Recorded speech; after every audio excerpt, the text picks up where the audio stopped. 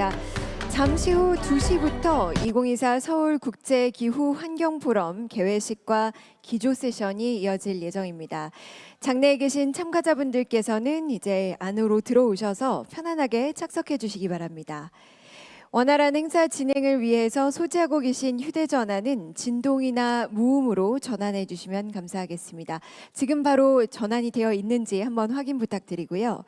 아울러 이번 포럼에서는 동시통역 서비스가 제공이 됩니다. 한국어 채널은 1번, 그리고 영어 채널은 2번입니다. 통역을 원하시는 분들께서는 통역기의 전원을 켜주시고 원하시는 언어의 통역음을 선택하시면 되겠습니다. So ladies and gentlemen, if you do require simultaneous interpretation, please use the receivers placed on the tables. We offer interpretation in Korean and in English. Please turn to channel 1 for Korean and channel 2 for English. Thank you very much. 그리고 본 행사는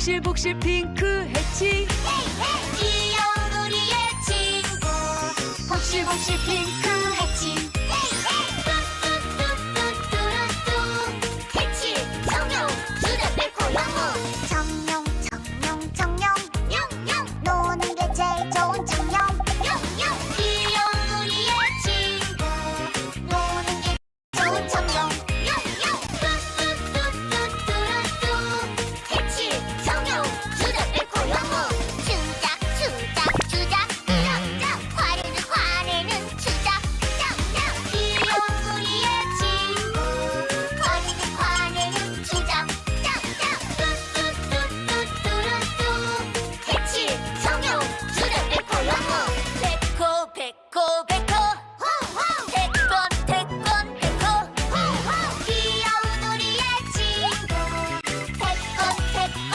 백호 호호 뚜뚜뚜뚜뚜뚜 해치 정령 주된 벨코 영웅 현무 현무 현무 엉뚱한 무 표정 현무 귀여운 우리의 친구 엉뚱한 무 표정 현무 해치 정령 주된 벨코 영웅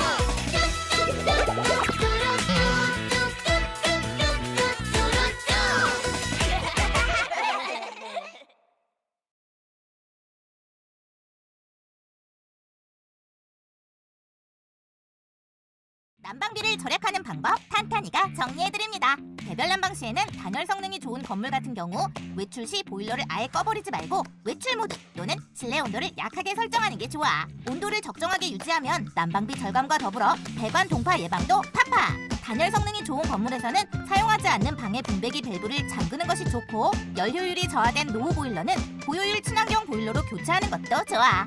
서울시는 노후 아파트 난방 설비 교체 비용을 70%까지 지원해주는 공동주택 에너지 효율 개선 지원 사업과 열 효율이 12%나 높은 친환경 보일러 교체 사업을 추진하는 등 난방비 절감을 위해 노력하고 있어. 보일러 난방을 위해 순환되는 난방수가 오염된 경우에는 난방수 교체를 통해 난방비를 절약할 수 있다는 거 잊지 마. 지역 난방 같은 경우에는 겨울철엔 온도 조절기의 전원을 끄지 않는 게 좋아.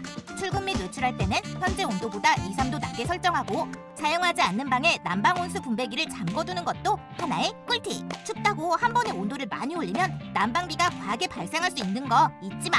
올겨울 따뜻하게 보내봐요.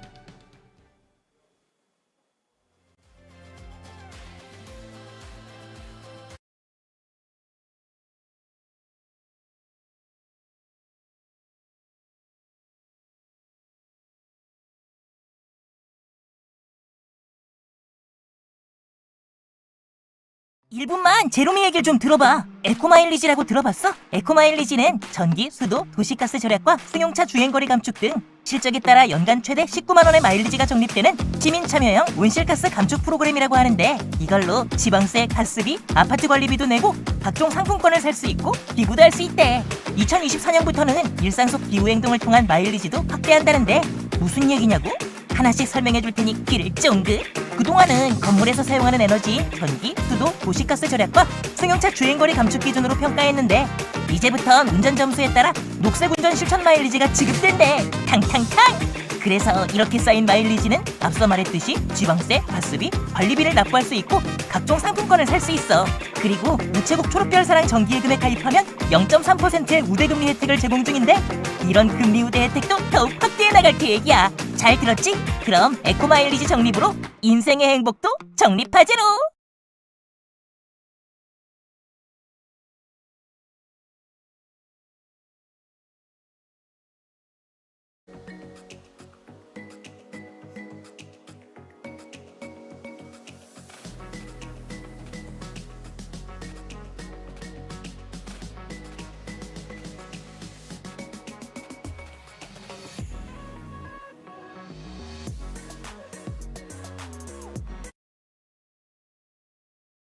분리수거 없이 지구도 지키고 편하게 배달 음식 먹는 법 알려줄게. 배달하면 나오는 어마어마한 일회용 용기들, 이 플라스틱들은 제대로 세척하지 않으면 재활용도 많이 어렵게 되지.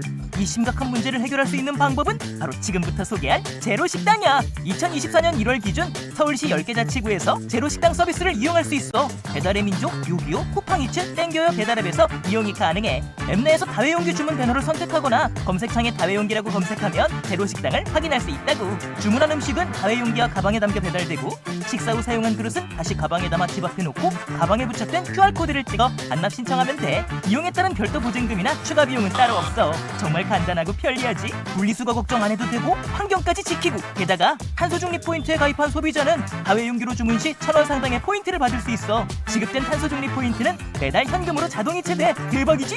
반납한 다회용기는 애벌 세척, 불림, 보온 세척, 헹굼, 건조, 살균 소독, 검사 등 총 7단계의 위생적인 세척 과정을 거치기 때문에 믿고 사용해도 돼. 특히 서울시가 두 눈 크게 뜨고 위생 관리를 더욱 철저히 한다고 하니 깨끗한 지구를 위해 제로식당 이용해보는 건 어떨까? 다회용 배달용기 사용으로 친환경 소비 문화를 확산시키지로!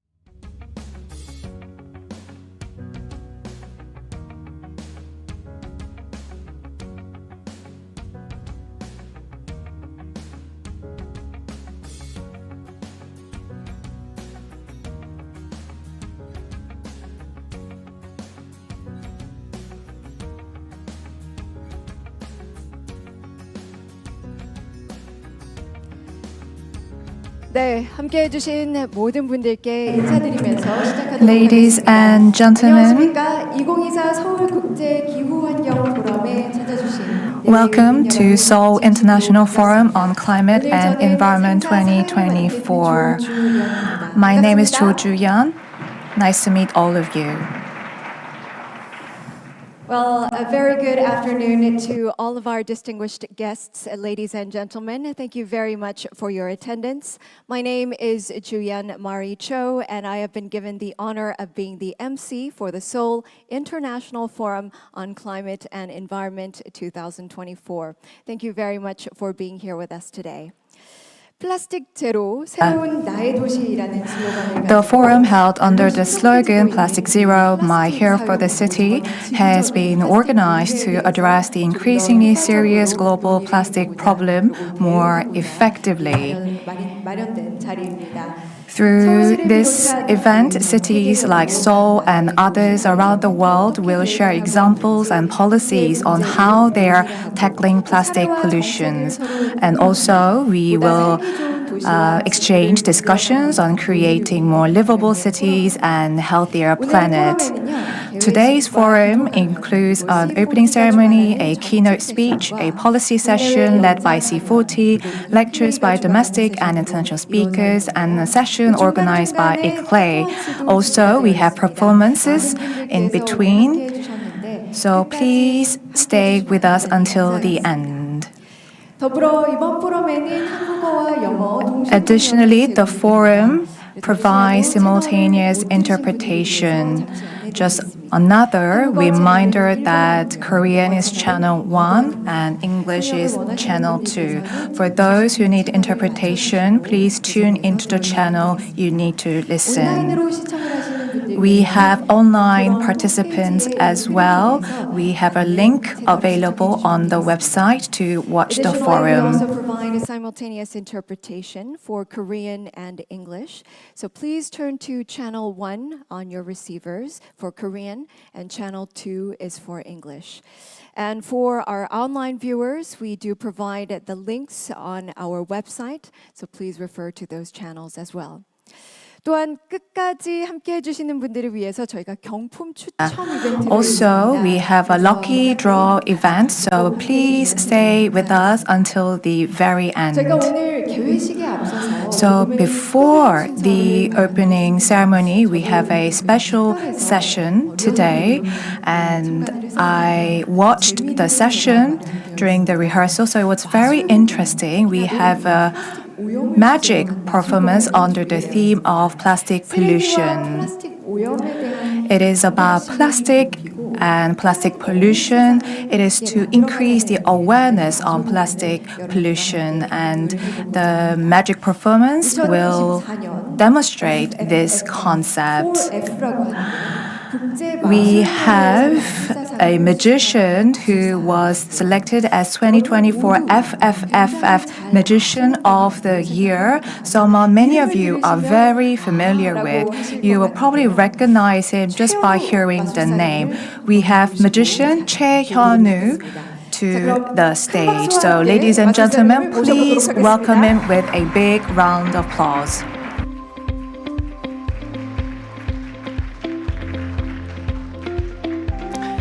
네, 안녕하세요, 마사촌입니다. Ladies and 안녕하세요. gentlemen, I am Choi Hyun-woo. It's very nice to meet all of 오늘 이 you. 뜻깊은 자리에 It is my 초청해 주시고 honor 함께해서 to 너무나 be 영광이 here 너무나 with all of 감사합니다. you. Thank you so 여러분 much. 오늘 이 플라스틱 오염을 Today 주제로 한 we are going to 환경 talk 행사죠. about 자, 그래서 제가 plastic 마술에 pollution. 앞서서 So 여러분께 before I 먼저 do my 이 magic 넌센스 performance, 퀴즈를 I'm 하나를 going to give you 준비해봤습니다. a quiz. 자, 스크린에 띄어져 So, 있는 이 마지막 빈 곳에 들어갈 can you 말을 fill the 한번 blank 맞춰보시는 on the 겁니다. 우리 screen? 모두가 다 같이 생각해 So 보시고 maybe we can 참여해 all 보시죠. think 자, 우리 together. 인류는 석기 시대 So 그리고 humanity 청동기 has 시대를 progressed through 지나서 the Stone 철기 Age, the 시대를 Bronze Age, 거쳤습니다. and then the 자, Iron 철기 시대 Age. What do you 이후는 think come 과연 after 어떤 the 시대일까요? Iron Age? 자, 아시는 분은 한번 If you 손을 have a guess, 들어주시면 please 감사드리겠습니다. raise your 뒤에 hand. 정말 손을 많이 드셨네요. I think we 네, have 뒤돌아보지 many 마십시오. 네, hands 좋아요. raised at 네, the 네, back. 앞에 계신 Very 분께서 good. 네, 말씀해 주시면 감사하겠습니다. Maybe 플라스틱 woman at the 시대. front, 역시 plastic 이곳은 age. 정말 대단한 곳입니다. I think 바로 we 정답이 have 나왔습니다. 박수 many 부탁드리겠습니다. intelligent gesture. 최고십니다. That was 네, the 정답은 answer. 바로 Yes, 플라스틱 the answer 시대입니다. is 자, the 물론 plastic 이것이 age. 학술적인 의미는 아니지만 Of course, this 그만큼 이 isn't an 플라스틱의 academic 오염이 question, but it's 심각하다는 meant to 의미인 highlight the 거죠. 자, severity 실제로 of plastic 플라스틱 pollution. 폐적물이 In 지층에까지 reality, 쌓이고 plastic 있다고 deposits 합니다. are continuously 자, 여러분 혹시 accumulating in 플라스틱이 geological 어떻게 layers in our 만들어졌는지 혹시 oceans. 알고 계신가요? Does anyone know 자, how the 바로 plastic was 당분 때문에 created? 만들어졌다고 Actually, it was 합니다. 이 created 당분, because the billiard 처음에는 플라스틱이 아닌 balls. 이 코끼리의 상아로 Because 만들어졌습니다. originally the 자, billiards 1920년대 became 당구가 popular, 일반인들한테 and 정말 because 많이 it was made 보급되면서 from the 수요도 ivory, 정말 the 폭발적으로 demand 증가하게 for 됐죠. billiard 자, 그래서 balls 무궁무진한 really 인력으로 increased. 충당했던 이 당궁의 So 재료 상하는 그 수요를 감당하기 어려워졌습니다. ivory could 자, not 그래서 meet the 이 rising 미국의 demand. 당궁 제조업자들이 So the 당궁의 새 American 재료를 manufacturers found new resources, and they offered a $10,000 prize to find a new material for for billiard balls, and this led to the development of bakelite, the first plastic by a man named Bakelite in the US. This is the origin of the plastic, and now we are to some extent excessively plastic these days. So the wasted plastics is threatening our humanity and polluting our planet. Let's look at the photo. This photo was taken from the Patong beach in Thailand. This is waste found in the dead whale. So we have to make action now to reduce plastics. So let's imagine how this is turning into our nature, not just as a waste. So our earth is full of plastic. We use without much of a thought. We are excessively using plastics. So let's put the plastic here. Let's do some magic to recover our environment. Yes, also we have so many plastics. And let's put our hands together at the front, and let's all have our hopes together to save the earth and put our energy here. And then the plastic will become a plant.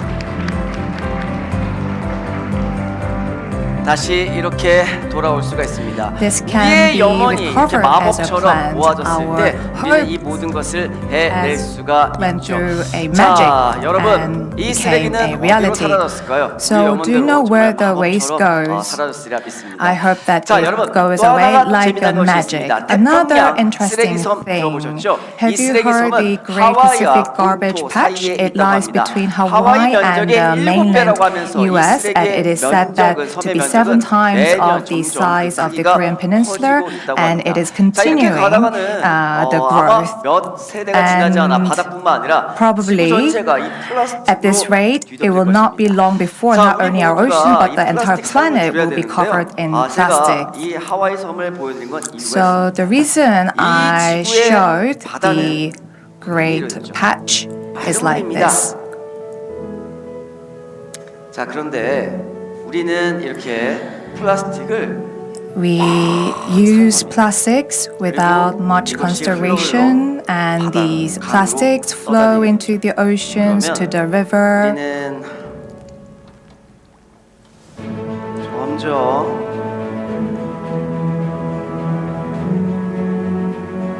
바다가 이렇게 And the oceans become very dirty. 네, 그렇죠, 그렇죠. Yes, thank you for 놀라운 the 일입니다. applause. 바다가 더러워졌는데 What a 박수를 surprise. 치고 계십니다. We are all clapping, 아니, 이건 뭐 even if the ocean has 자, just 그런데 become very 우리는 dirty. Well, 미칠 this is 수가 magic. 없습니다.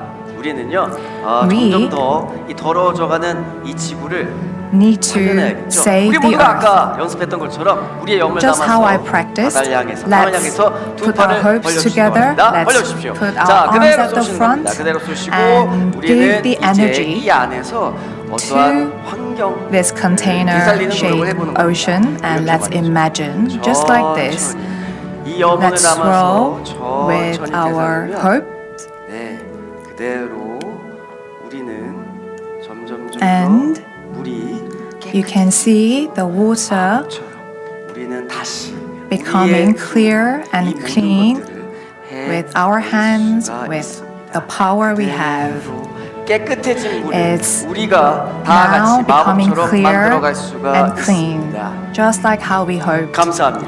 Thank you very 지금이야말로 much. 우리 모두의 This 박수와 is 함성이 나올 때겠죠? now where we need your applause. Thank you so much. 감사합니다. 감사합니다.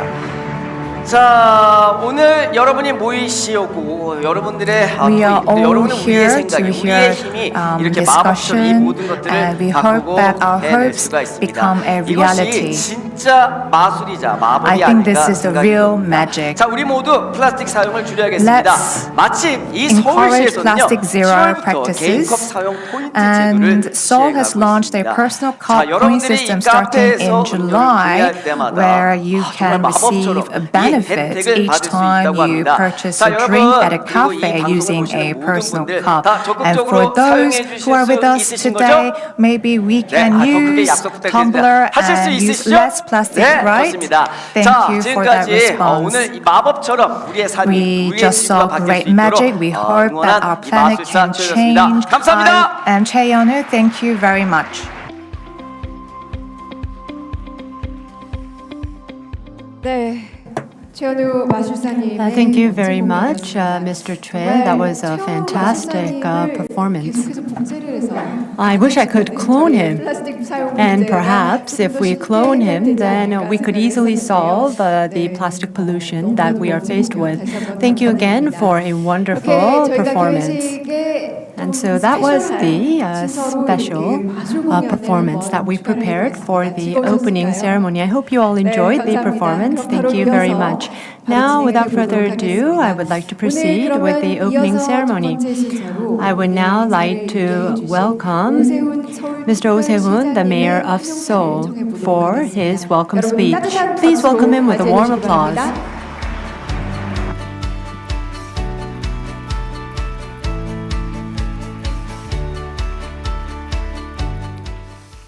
네, 여러분 반갑습니다.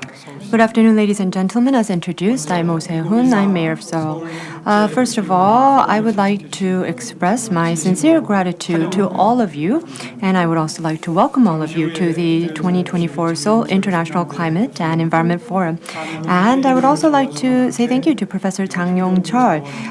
He has been involved with the Korean Society for Waste Resource Recycling and has served as an advisor to the Ministry of Environment's Resource Circulation policies. So he has made significant contributions to addressing the plastic pollution issue. I also want to thank Ambassador Maria Castillo Fernandez of the European Union delegation to Korea, and also Honorable Ambassador Amit Kumar of India to Korea. And I would also like to thank all the representatives from C40 and ICLEI who are taking part as panelists, and also I would like to thank the international city delegates as well as the citizens for joining us here today. Just a short while ago, magician Mr. Choi Hyun-woo demonstrated how wonderful it would be if we could solve the plastic pollution issue with just a simple gesture. Unfortunately, the plastic pollution issue is one of the greatest challenges that humanity is facing.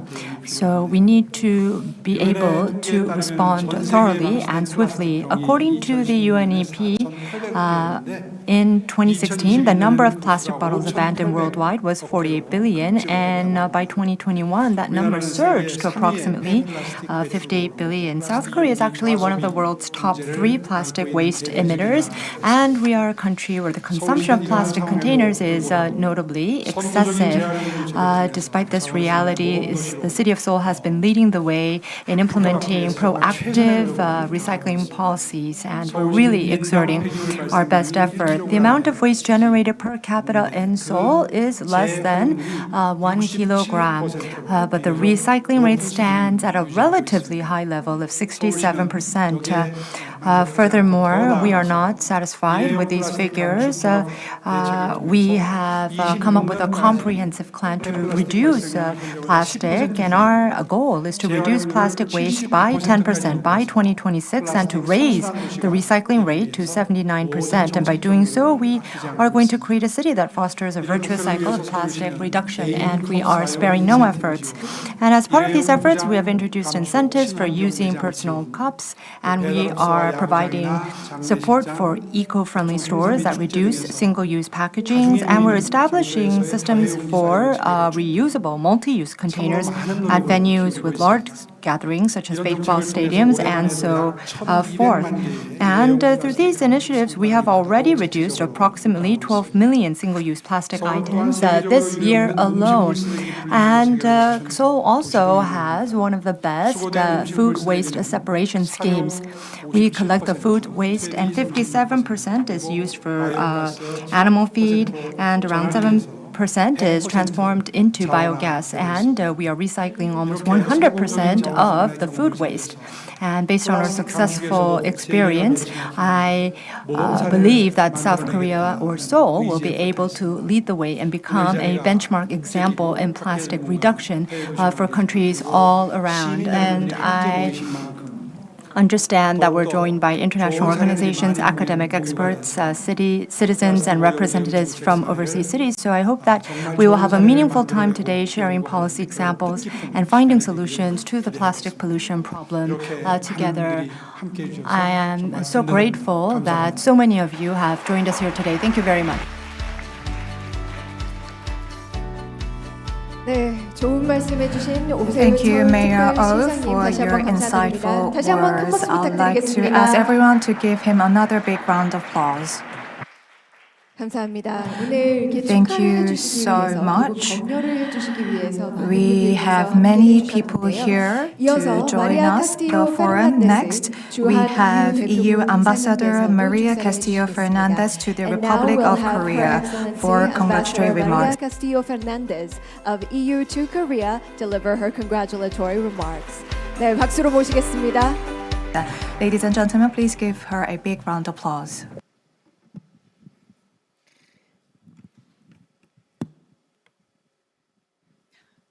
Mayor, always so big that I have to readjust after him. 안녕하십니까, 여러분. I'm very happy to be here again.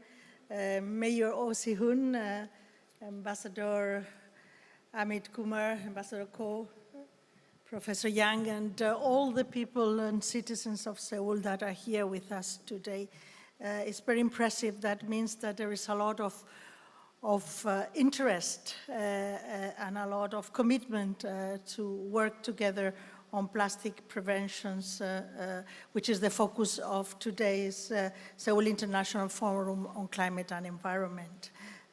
It's very timely, as Mayor mentioned, Korea is a key emitter, but also is leading the way, and soon we will have very important discussions in Busan, where all the international community will gather to try to find an answer, a global answer to plastic pollution and try to get an agreement. I know that it's so difficult in these days to get to consensus and agreement. The world has many conflicts. We are very far apart. But perhaps on plastic prevention we could manage, and Seoul will certainly has a very important role to play in sharing, in leading, in giving by example. There will be other major negotiations going on at the same time. So we are friends, dear friends, in a very important moment. We have the UN Convention on Biodiversity, COP16 in Colombia. We'll have COP29 on climate change in Azerbaijan, and the certification discussions in COP16 in Saudi Arabia, together with Busan discussions on the Intergovernmental Negotiating Committee to internationally find and finalize the binding instrument on plastic pollution. So key decisions to take in a very important moment, because we saw the dramatic pictures that Musician Che mentioned to us. Plastic is produced by burning fossil fuels, so we use fossil fuels, which is something also in our climate agenda we should not use. And then we dispose it for incineration. And we do find them in our soil, in our groundwater, in our oceans, in our rivers. So certainly the global consumption of plastic continues, even if we are making efforts. It continues, and if we do not act, dear friends, there will be more plastic by mass than fishes in the ocean. So we will find that water that Mashijun Che was mentioning full of plastics, even if we don't want to. In European level, we have tried to find, we are trying to lead also by example. We have the European Green Deal, and we have a series of cross-cutting issues trying to make the climate agenda the first agenda in all our sectors, to tackle plastic pollution and marine litter as well, and to link it to the necessary transition towards circular and resource-efficient plastic economy. The EU plastic strategy, our circular economy action plan, those try to certainly improve the sustainability of an economy, quality of recycling, and curbing waste and littering, and to ban single-use plastic products. And we will stay the course. We will continue this effort, even if there is a whole new government in Europe that will come very soon in place. And there we have to partner with Korea, and we are doing so through our bilateral green partnership. But more important for me is our engagement at local level. I come very often to partner with the Seoul Metropolitan City because you have an enormous commitment, personal commitment, I know, but I see the citizens of Seoul very, very engaged in the green agenda. At local level, we can do many things. I was yesterday in Jeju, speaking about renewable and how we could move renewables. I was a week ago in Busan also speaking about plastics. With Professor Yang, we were together in the National Assembly, also trying to bring all stakeholders together, raising awareness. So I think that whatever all of us here in the room, at home, in our jobs, in our positions, policy positions, everything we can do is not enough. So we have to show example, and you mentioned yourself your target on carbon neutrality plan, which is very important to reduce greenhouse emissions in Seoul 50% by 2033. 2033 is very near, so we have to do it pali, and I'm sure you are very good at that. And also all your measures that you mentioned to make and to reduce disposal of plastic waste by 10% and increase recycling rate. I am a citizen of Seoul now, and as a citizen of Seoul, I know how complicated at home we have to divide all our waste and to put it in many, many boxes, and but it's such an example. So, you know, all these local measures are here to share, to learn, and I hope you really, all other citizens in the world, including many Europeans, can learn as well from Seoul. So thank you very much for inviting, and as I say, a very, very time limited. 감사합니다.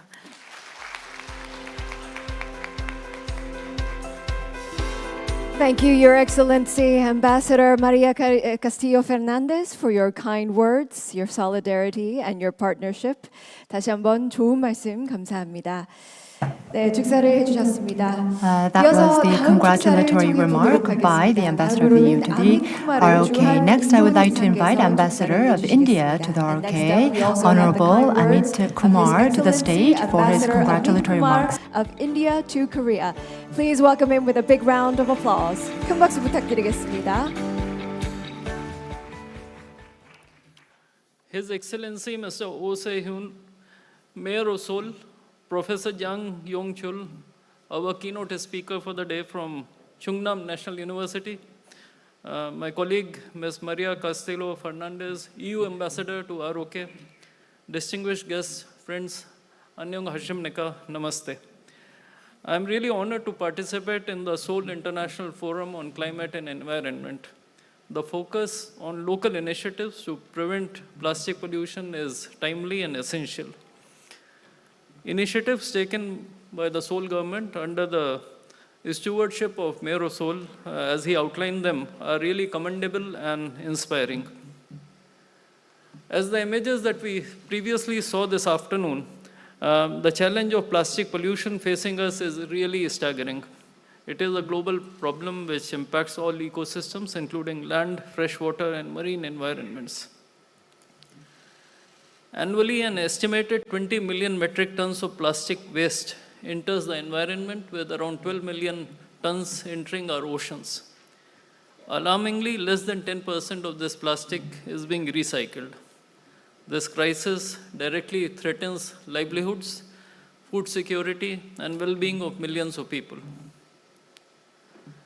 Friends, speaking of Indian experience, the government has embraced a whole-of-government approach concentrating on two key areas. Firstly, banning single-use plastic items that are highly litter-prone and are of low utility. And secondly, implementing plastic waste management rules that assign responsibility to producers for plastic packaging. Our single-use plastic ban enacted in 2018 is an ambitious effort covering 19 items, including disposable plastic and thermocol cutlery and straws. We have also prohibited lightweight plastic carry bags, increasing the thickness to 120 microns to allow reusability and better collection efforts. This ban has catalyzed development of effective eco-friendly alternatives, fostering new business models and job creation. We have seen several replicable and scalable success stories. But the lessons that we have drawn from these successes is the importance of involving all stakeholders, including government, industry, startups, innovators, citizens, and civil society organizations. Reducing the use of single plastics is also one of the key focus areas under Mission Life, Lifestyle for Environment, launched by Prime Minister Modi in 2021, which recognizes the potential for collective impact through role of individual actions in driving change. In addition, the government established the guidelines for extended producer responsibility on plastic packaging in 2022, creating a robust framework for producers and businesses.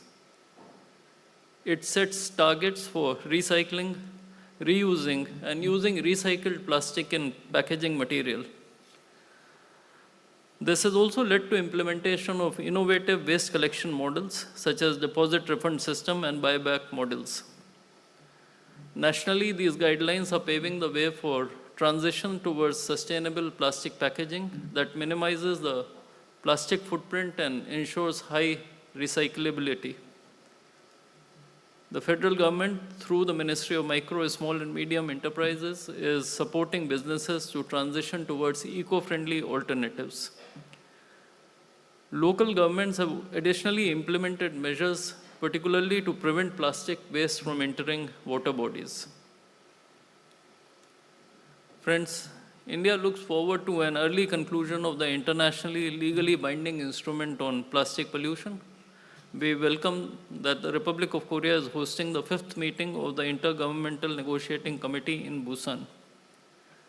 We believe that this instrument should address the availability, acceptability, and affordability of alternatives.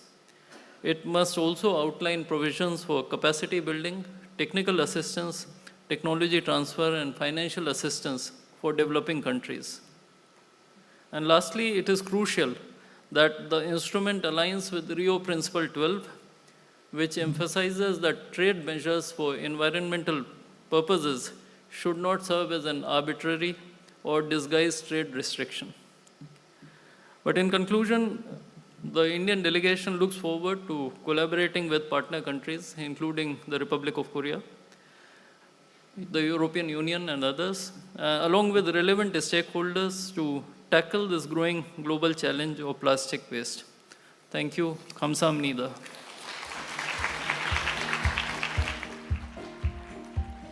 Thank you very much, Your Excellency, for your kind remarks. 네, 주한 인도 대사께서 축사를 해주셨습니다. Thank you, Ambassador Kumar, for your kind remarks. Next, we will continue with a group photo session. 분들께서는 저희 When I call out your name, please follow the guidelines from our staff member to come to the stage. I'd like to ask Mayor Oh Se-hoon, Ambassador Kumar, and EU Ambassador Maria Castillo Fernandez, and Professor Jang Yong-chul. We also have International Advisor Ko Hong-seok here with us today. Also, I would like to invite Mr. Ju Shu and also Tiago Lopez, Tashani Atwich, Prabhasa Kranchai, and from Malaysia we have Nur Halazam binti Ismail,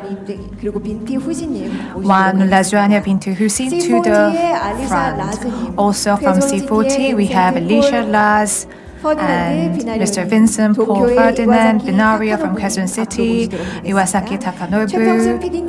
Also, I'd like to ask Mr. Choi Pyong-soon and Director Oyu Sanjasura from GCF to the front. We will take a photo once all the guests are lined up on the front.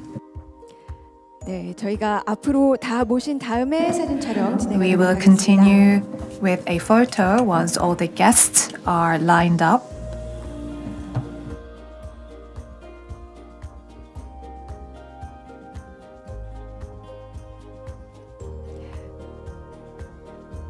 네, 옆으로 조금만 더 이동을 해주시면 되겠습니다. So please let's one move step to your left. Thank you to very the much. left.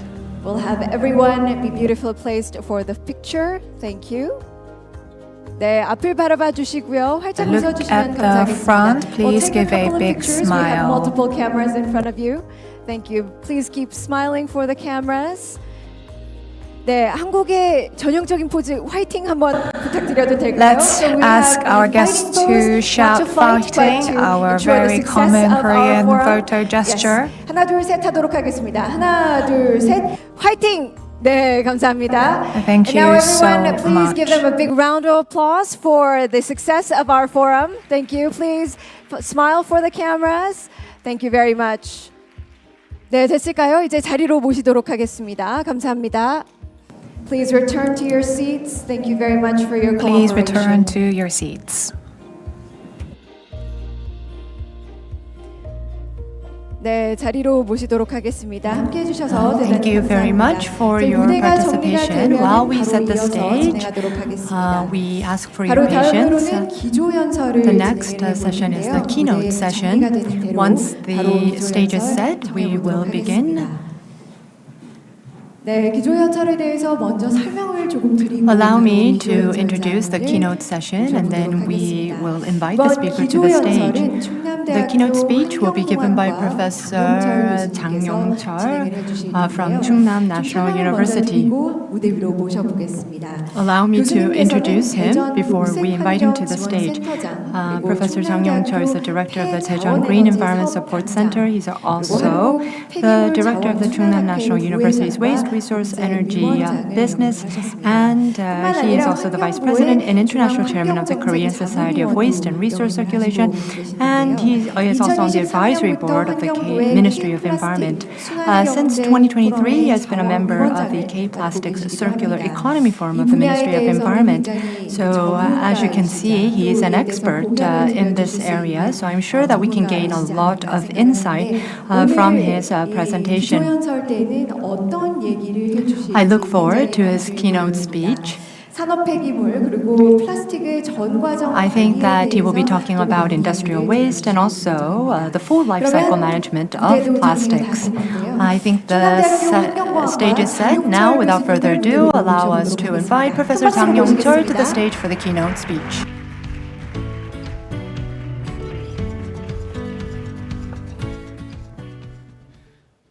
예, 소개 감사합니다. Thank you for that kind introduction. 충남대학교의 I am Jang Yong-chul from Chungnam National University. I only have 20 minutes, so I would like to deliver the very gist of my message in a very short time span. 서울 국제 기후 환경 포럼에 We are all here at the Seoul International Forum on Climate and Environment 2024, and I am very honored to be here.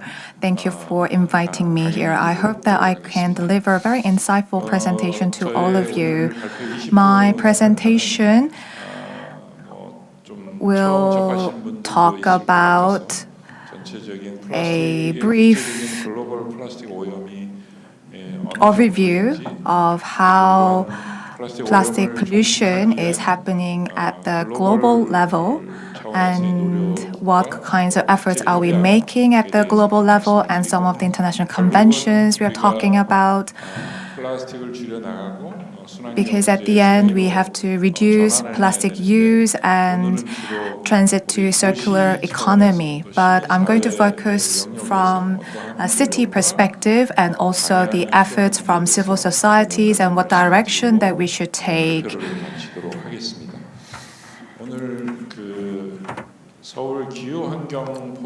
So this is a Seoul International Forum on Climate and Environment, but some people don't have a good understanding. So some people may wonder, why are we talking about plastic when we are on the theme of climate and environment? And why is end of plastic use and implementation of carbon neutrality is important in achieving circular economy? The next key question I'm going to talk about is the ongoing international conventions on plastics and what are the key points. The next final question is what kind of action plans and practices we have to implement plastic circular economy society. These pictures show the trends of humanity since the Industrial Revolution. As you can see here, as the population increases, the consumption of fossil fuel rises, leading to the economic growth, consuming more resources, and experiencing rapid growth overall.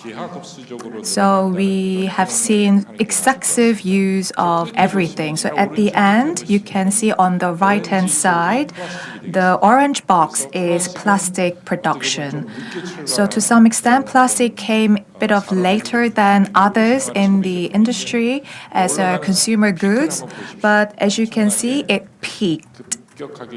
And you can see a rapid increase in plastic production. So many OECD countries, I'm not sure you can see the picture clearly. If you see the production of plastic, it's about 460 million tons. Approximately 350 million tons became waste. And as you can see on the right colored box, are those ones that are not processed well and leak to the oceans as we talk about the Pacific Greater Patch. So they are showing in ratios of the amount, and on the right you can see the circular side, and the circular amount is probably less than 10% from the global perspective. Last September, Nature published a paper saying that the mismanagement of the process of plastics and the leakage of plastic to the oceans and rivers and the incineration are mostly happening in Asia and Africa. The red colored areas on the left are from Asia. So most mismanagement of plastics are happening in Asia, and the leakage is also happening mostly in Asia. So if we're following the trend by 2060, we think about 460 million tons, of which half of them from Asia, such as China and India. 그 오른쪽에 보시면 On the right, it's a bit complicated picture, 플라스틱들이 어떤 and it is showing what materials it's being used. So we have propylene, ethylene, 플라스틱 재질들이 사용이 and what kind of materials are used at plastic, especially in packaging part. 거의 한 4억 톤 정도. 지금의 About 추세로 보면은 400 million tons for the packaging. So probably the most production of plastics are used in packaging. That's the forecast we have. To resolve these issues, whether continent or regional perspective or from global perspective, we need to work hard to stop the leakage of plastics and making other diverse efforts to reduce plastic pollutions. The next picture is showing the general life cycle of plastic and how this is affecting the emission of the greenhouse gas. About 2 billion tons of carbon dioxide greenhouse gas is emitted. Out of 6 billion, so about 3 to 4% is becoming a problem.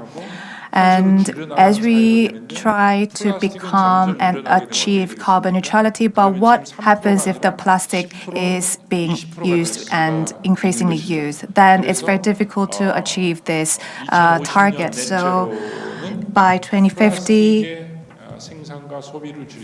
if we don't reduce plastic production and use, we cannot achieve the net zero by 2050. So this is showing the NDCs and circular economy scenarios.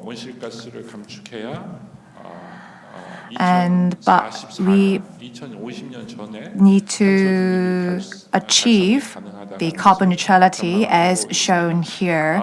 These kind of efforts are needed. I'm sure everyone knows, but due to plastic, there are many issues. I think we can categorize into 5. First is the plastic pollution. This is worsening the pollution. The second one is the increase in the greenhouse gas emission. Next is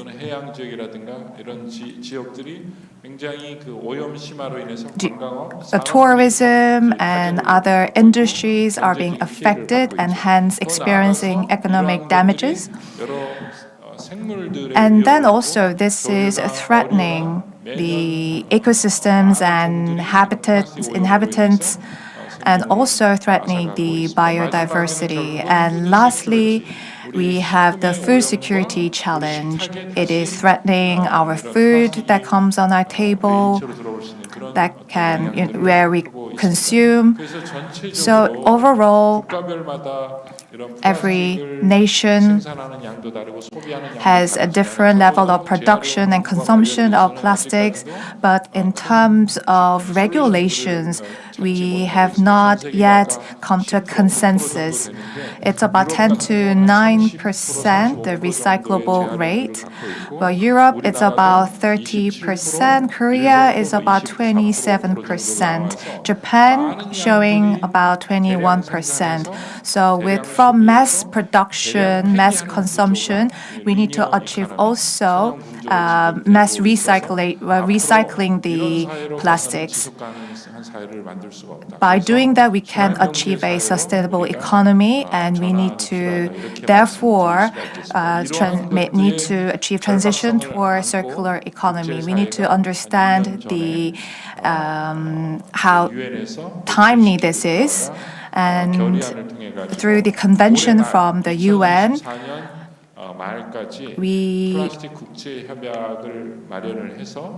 need to come up with an international convention to bring the end of plastics by the end of this year. That was a consensus we have built so far.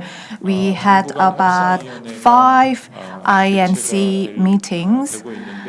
지금까지 네 번째 And 지난 4월에 캐나다까지 큰 including the April meeting in Canada, we couldn't come up with a great consensus yet.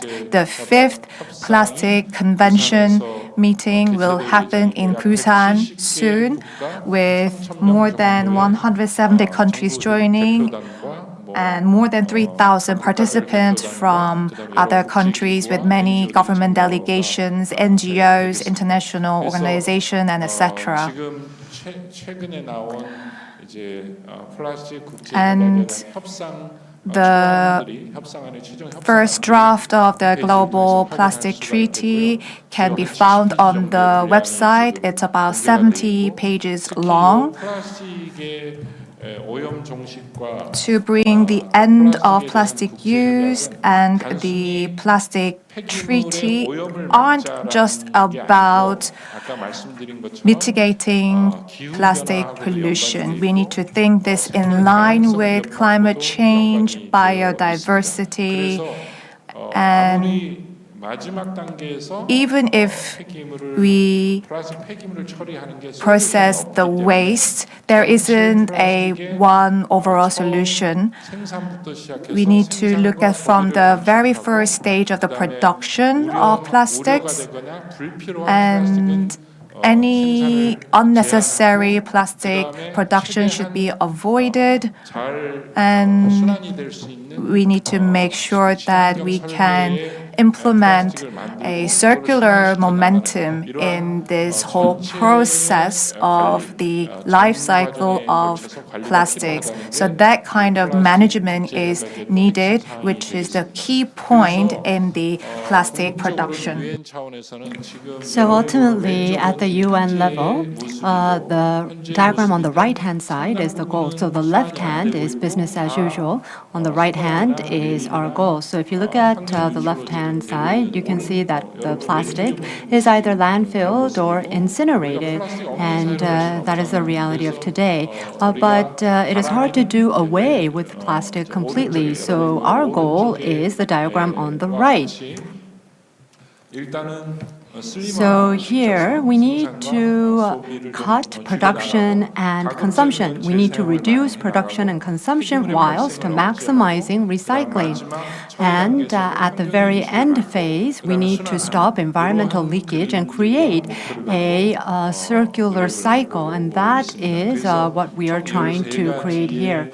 So if you look at the Global Plastic Treaty, it is comprised of 13 key agenda items, and these are the items that are being discussed currently. However, unfortunately, so far, we have not made any substantial progress. And so on the one hand, we have countries that produce plastic and oil-producing countries. These countries are opposed to unilaterally cutting plastic production, and they argue that national sovereignty should be respected and plastic reduction should be done voluntarily and on the discretion of each nation. On the other hand, you have other countries who argue that we need to set a date to end plastic pollution, and we need to introduce many mandatory restrictions, and they are for banning harmful plastics and chemicals.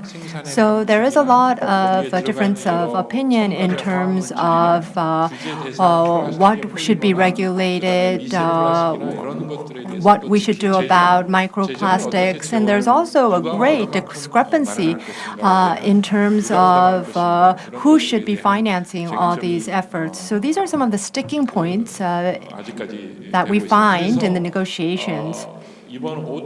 So during the 5th meetings and negotiations, the international community is still looking to come up with a global treaty. And this is my proposal. I think we need to introduce differentiated responsibilities. So we need to cut plastic and also design and produce environmentally friendly products. And we also need to provide support to the developing countries. I believe that that is a responsibility of advanced countries. On the right-hand side, the GCPS countries need to strengthen the capacity of their waste management systems, and they must also focus on preventing the leakage of plastic waste into the environment, and they need to prioritize this in their policies. So I think that we need to recognize their differentiated responsibilities on both sides, and then there is joint responsibilities. So both blocs need to agree on banning the use of single-use plastics. And when it comes to microplastics as well, we need to cut production and reduce the use of microplastics. And this is an area where the two sides can agree on. I think if we work on these joint responsibilities, there is a possibility of coming to an agreement. And Korea, as a host country for the final negotiations, needs to play a very pivotal bridge-like role in bridging the differences. So in that case, if unfortunately we do not succeed in signing an agreement, a global treaty, that's okay, because I believe that such an agreement will eventually come to realization maybe 2 to 3 years later. So what can the local government do, and what can citizens do in the meantime? And I would like to propose a few ideas, and then I will conclude. If you look at Korea, there are efforts being made to create a K-plastic circular economy, and this scheme encompasses plastic production, distribution, collection, recycling, and also producing circular feedstock. So we have a lot of technology and also ideas, but Korea is lacking, especially when it comes to the design and production of circular products. We are lacking. So what I have labeled in green is areas or policies that we need to work on, and what I have highlighted in black is what we're doing well. So if you go to shops or restaurants, you don't really have the option of using multi-use plastics, and so we need to design products so that they are reusable, and we need to design and produce products that are recyclable. And also, we also need to be able to produce high-quality plastic feedstock as well, and we don't have enough production, enough investment into these areas. The government is making efforts, like I said, to create this K-plastic circular economy, but then what can local governments do in this context? If you look at Korea's statistics for the past 10 years, we have seen an exponential rise in plastic waste. Here, you can see the plastic volume rising rapidly in Korea, and you can see that Korea lacks in terms of circularity as well.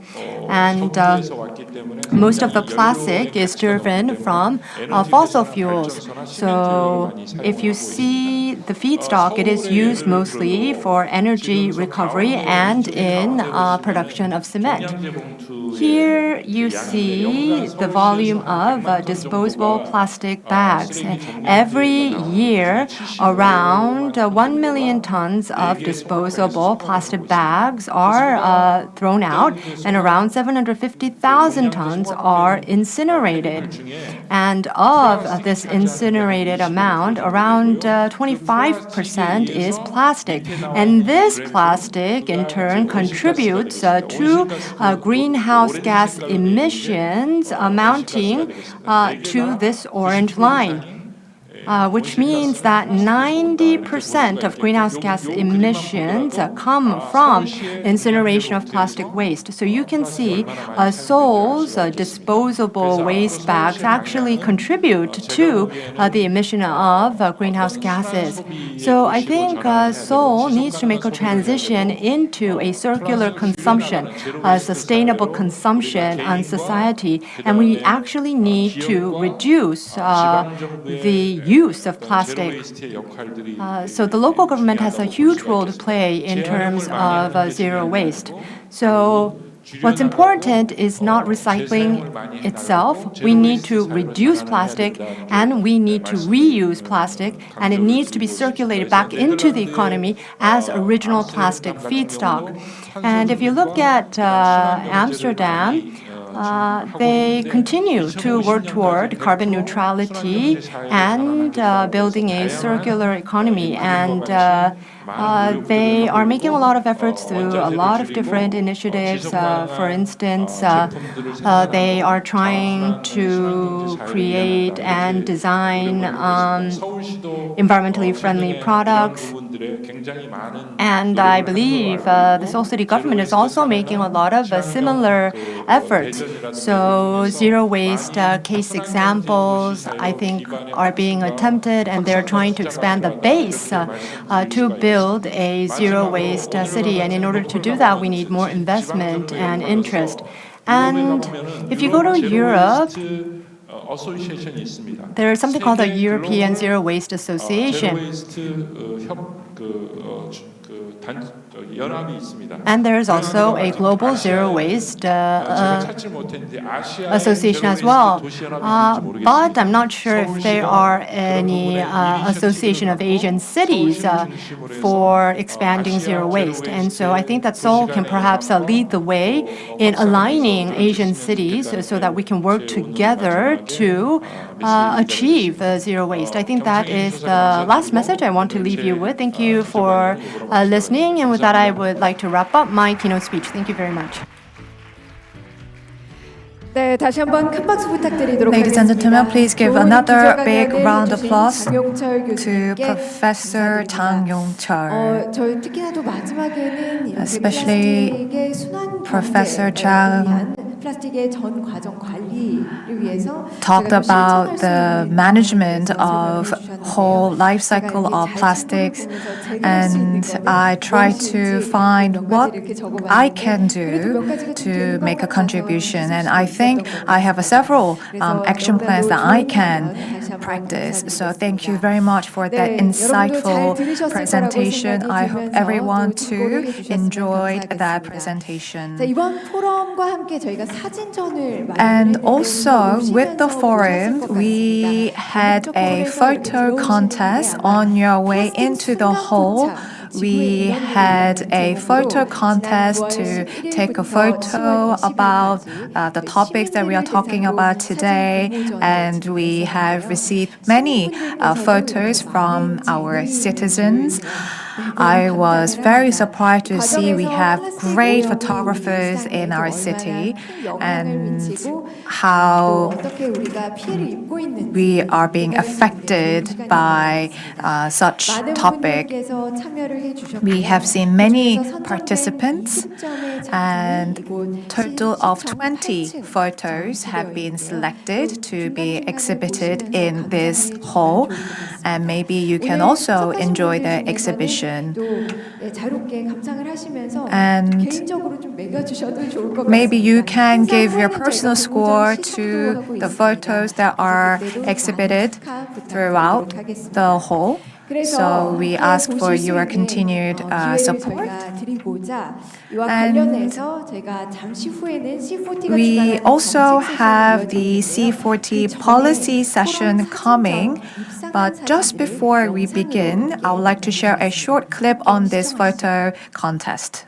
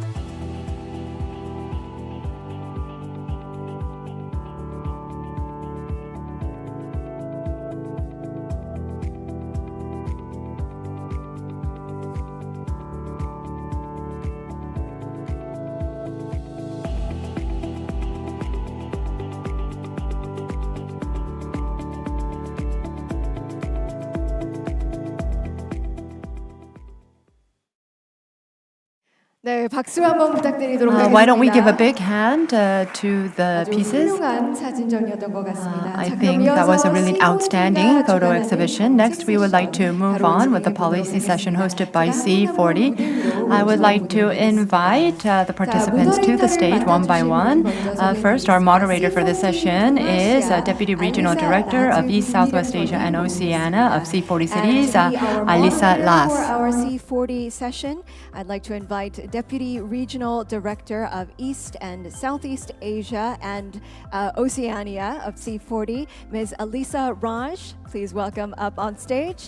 Please give her a big round of applause. 네, 감사합니다. Thank you. Next, I would like to invite Director of the Resource Recirculation Division of the Seoul Metropolitan Government, Jung Mi-sun. Thank you very much. Next, from Tokyo, I'd like to invite Iwaisaki Katanobu, Deputy Director of Measures to Reduce Resource Waste of the Tokyo Metropolitan Government. Of Sustainable Materials Management Division of Tokyo Metropolitan Government. 그리고 쾌존 시티의 빈센트 And also, we would like to invite Vincent Paul Fernand Vinanao from Quezon City Government. Vinarao of the City Government Assistant Department Head of Climate Change and Environmental Sustainability Department of Quezon City. Thank you very much. 네, 저희가 동시 통역이 같이 We are providing simultaneous interpretation, so please use your receivers. Simultaneous interpretation, so please use your receivers when needed. And with that, I think everyone is ready. I turn the floor over to our moderator. Thank you. Hi, everybody. Good afternoon. Thank you so much for the introduction. And thank you so much, everybody. It is an honor to be here this afternoon. So as I kick off the panel, I really want to also say hello and thank you to Professor Jung because he's given a really good background. So this will shorten my remarks a little bit and give the cities a bit more time as well to speak. So, I think it's very clear that the plastic issue is not just an environmental problem. It, of course, does directly relate to climate change, but it is really becoming a human problem as well. It is affecting biodiversity, food security, resilience, and microplastics have even been found in sort of human biology at this point. So it's really an issue that we need to take seriously and as quickly as possible. With such dense populations, our cities are at the front lines of the global crisis relating to plastic. So cities and local governments, in a way, have both the burden of bearing and managing the growing plastic issue, but also they are the best placed kind of, authority to actually manage and identify and become the solution as well as part of this problem. So globally, and I know Professor Jung also noted this, about 9% of plastic is actually recycled, meaning we cannot actually only rely on recycling as a way forward for dealing with plastic waste. C40 Cities is a network of global megacities committed to tackling the climate crisis through action, and waste is one of the actual kind of focus areas of ours. Not the only one, but the only one this afternoon. We are also part of the local and subnational coalition to end plastic pollution. And we are, of course, also helping to contribute to the global plastics treaties and are really keeping an eye out on the Busan INC5 that's coming up at the end of this month. This treaty is really a critical step in the fight against plastics. So, Professor Jung, I do hope that it's successful. I prefer not to wait 2 to 3 more years, even if that is the direction we are headed towards. Thank you. I think, one more thing to point out as well. We do work with cities across Global North and Global South areas, and there is definitely a disparity as well. Global North cities are, of course, doing a lot of work and are able to put in policies and implement more work. But at the same time, in the Global South, there's an additional layer where the kind of residents often bear the brunt of the plastic pollution crisis. So for example, there's a lot of illegal dumping that can happen. There's dealing with improper sorting and infrastructure, as well as open burning that happens, not controlled incineration. Additionally, a lot of our Global South cities also have informal waste workers that actually tirelessly collect and sort and recycle the plastic waste, but are actually exposed to the toxic environments as well as the side effects. So these vulnerable and very important part of the ecosystem, they are also extremely undervalued. So this is why today we must really explore plastic issues as a whole. Recycling is, of course, one aspect, reusing is another, but really how do we also encourage decreasing consumption so that production is also decreased? It's, a really big cycle. So, yeah, I will just skip the part about relating to fossil fuels because that was mentioned, and I will just move on to kind of the more positive narrative after the sort of doom-gloom speech earlier. So, our cities really have a good opportunity and play a pivotal role in reducing plastic waste. They have been working on, of course, educational campaigns, providing infrastructure, managing collection, restrictions as well on single-use plastics, and of course, making sure that there's effective recycling undertaken. Our cities have shown that they can and have continued to move towards more circular, sustainable systems where resource reuse becomes embedded into the daily lives of residents. So this afternoon, we'll hear from our 3 global leading cities across our East Southeast Asia and Oceania region, Seoul, Quezon City, and Tokyo, who will share their successful examples of how cities can decrease their plastic use as well as waste. And of course, at the same time, they are not given a lot of time, so please continue to ask questions at the end of today and do connect with each other in order to make sure you're able to continue very deep conversations on this. So I'm excited to introduce our esteemed speakers. From Seoul Metropolitan Government, Ms. Jong-mi Sun. She will be focused on resource circulation, that's her expertise, as well as, of course, sharing Seoul's initiatives in this space. From the local government of Quezon City, Vincent Paul Vinarao, who will share a very interesting and inclusive and equitable aspects into the programs that Quezon City are running. And from Tokyo Metropolitan Government, we have Mr. Iwasaki Takanobu, who will be sharing and actually sharing some of the challenges that Tokyo government have had to navigate in order to actually put in successful policies. So with that, I will go over to my first question for the panel. I would like, for the cities to share what is the biggest challenge your city has faced or is currently facing in tackling plastic pollution? And has there been any innovative strategy that has helped you overcome this challenge? Could we start with Seoul colleagues? Ms. Jang? Thank you.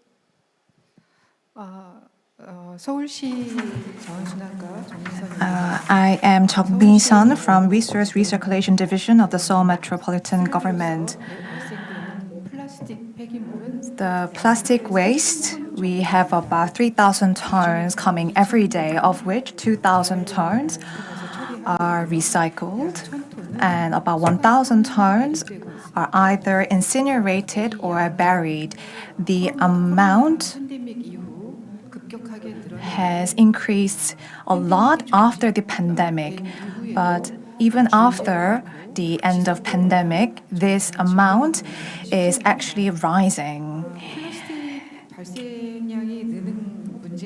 The increase in plastic waste is causing many challenges and crises. First, as you know, Seoul is very densely populated, and we cannot have infinite number of waste management systems. We only have limited number of landfills, and we don't have the capacity to have more incineration facilities.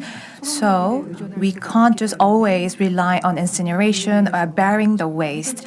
So we desperately need to come up with the right solutions. In order to address these issues, we have seen 2 aspects. First one is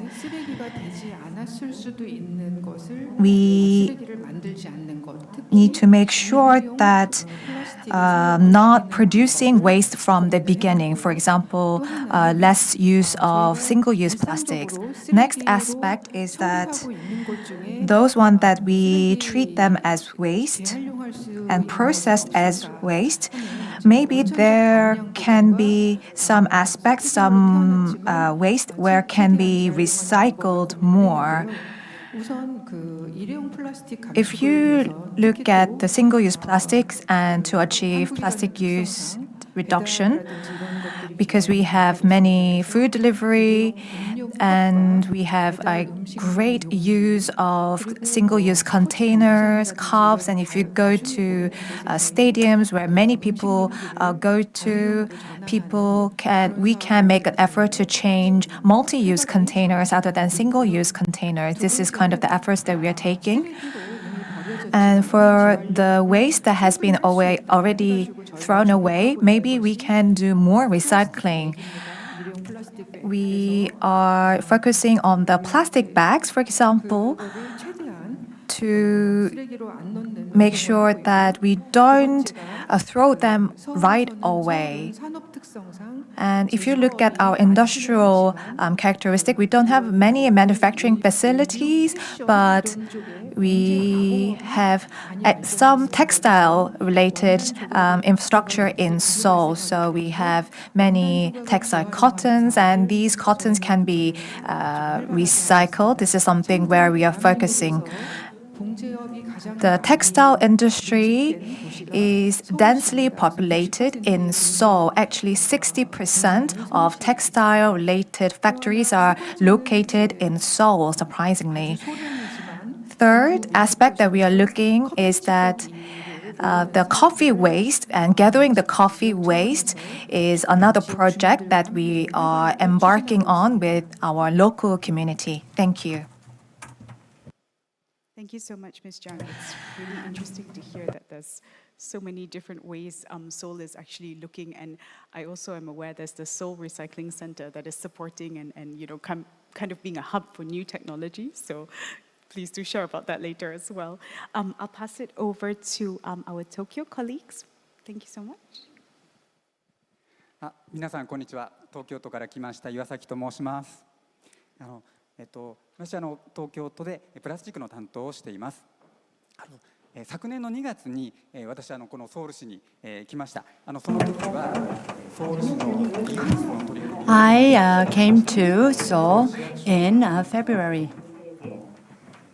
カフェ、リユースのカフェですとか、ゼロウェイストのショップ、それからまた洗浄施設。I visited the zero waste shop and the cleansing facilities for the reusable cups, and I learned a lot during my trips, and I'm very happy and grateful to be back in Seoul again after learning so much last time. Tokyo is a metropolis like Seoul. The population is 14 million, and Tokyo is the capital of Japan, and so there's a lot of economic activity going on. And so we do have our plastic challenges, and I can broadly categorize them into two problems. The first has to do with single-use plastic. We use too much single-use plastics, and we incinerate our SUPs in Tokyo. However, the volume is quite large, and so we are incinerating all of this, and this is leading to a significant emission of greenhouse gases. And the second problem that we face with regard to plastic is, as we have seen in Seoul, in Tokyo as well, we have made efforts to introduce a reuse scheme, but it was not easy. It was quite difficult. Now I want to elaborate on these two challenges. Our goal is to achieve carbon neutrality by 2050, and as an interim goal by 2030, Tokyo aims to reduce plastic waste incineration by 40%.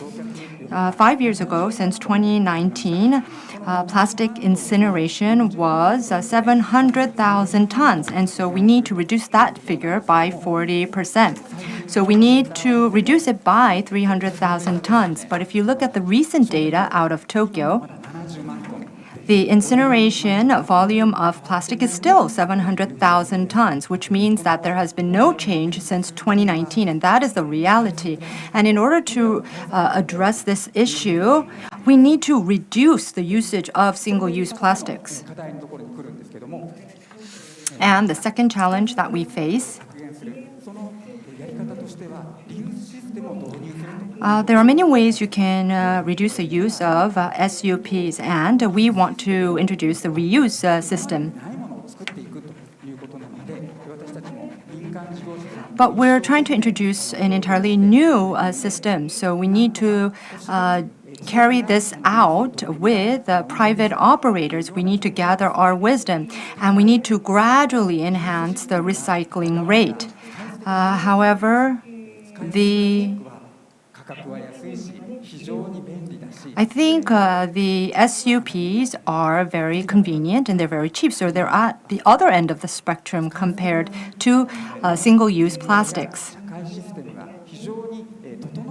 If you look at the infrastructure that backs up SUP, it's quite established. So all the social systems are actually accommodate the use of single-use plastic. So if we are to compete based on convenience, there's no way we can win this war. The only way we can win this war is if the government leads the way, if the government regulates, and if the government sets targets. But right now, we do not have such targets or regulation. So against this backdrop, it is very, very difficult. It's a very big challenge for Tokyo to introduce a reusable scheme. And that is why we are learning and trying to benchmark the examples of other cities. Thank you so much, Takanobu-san. And I have to say, I agree that, when you mentioned the statistics and the fact that Tokyo's numbers hasn't gone down enough, I think also the pandemic hasn't helped.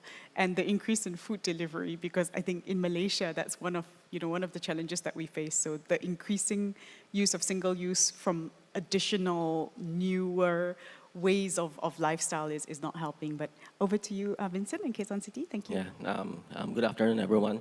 Well, for us, it's not a single biggest challenge, but rather a combination of factors. First, Quezon City is the biggest city in Metropolitan Manila. We have more than 3 million people and more than 70,000 registered businesses.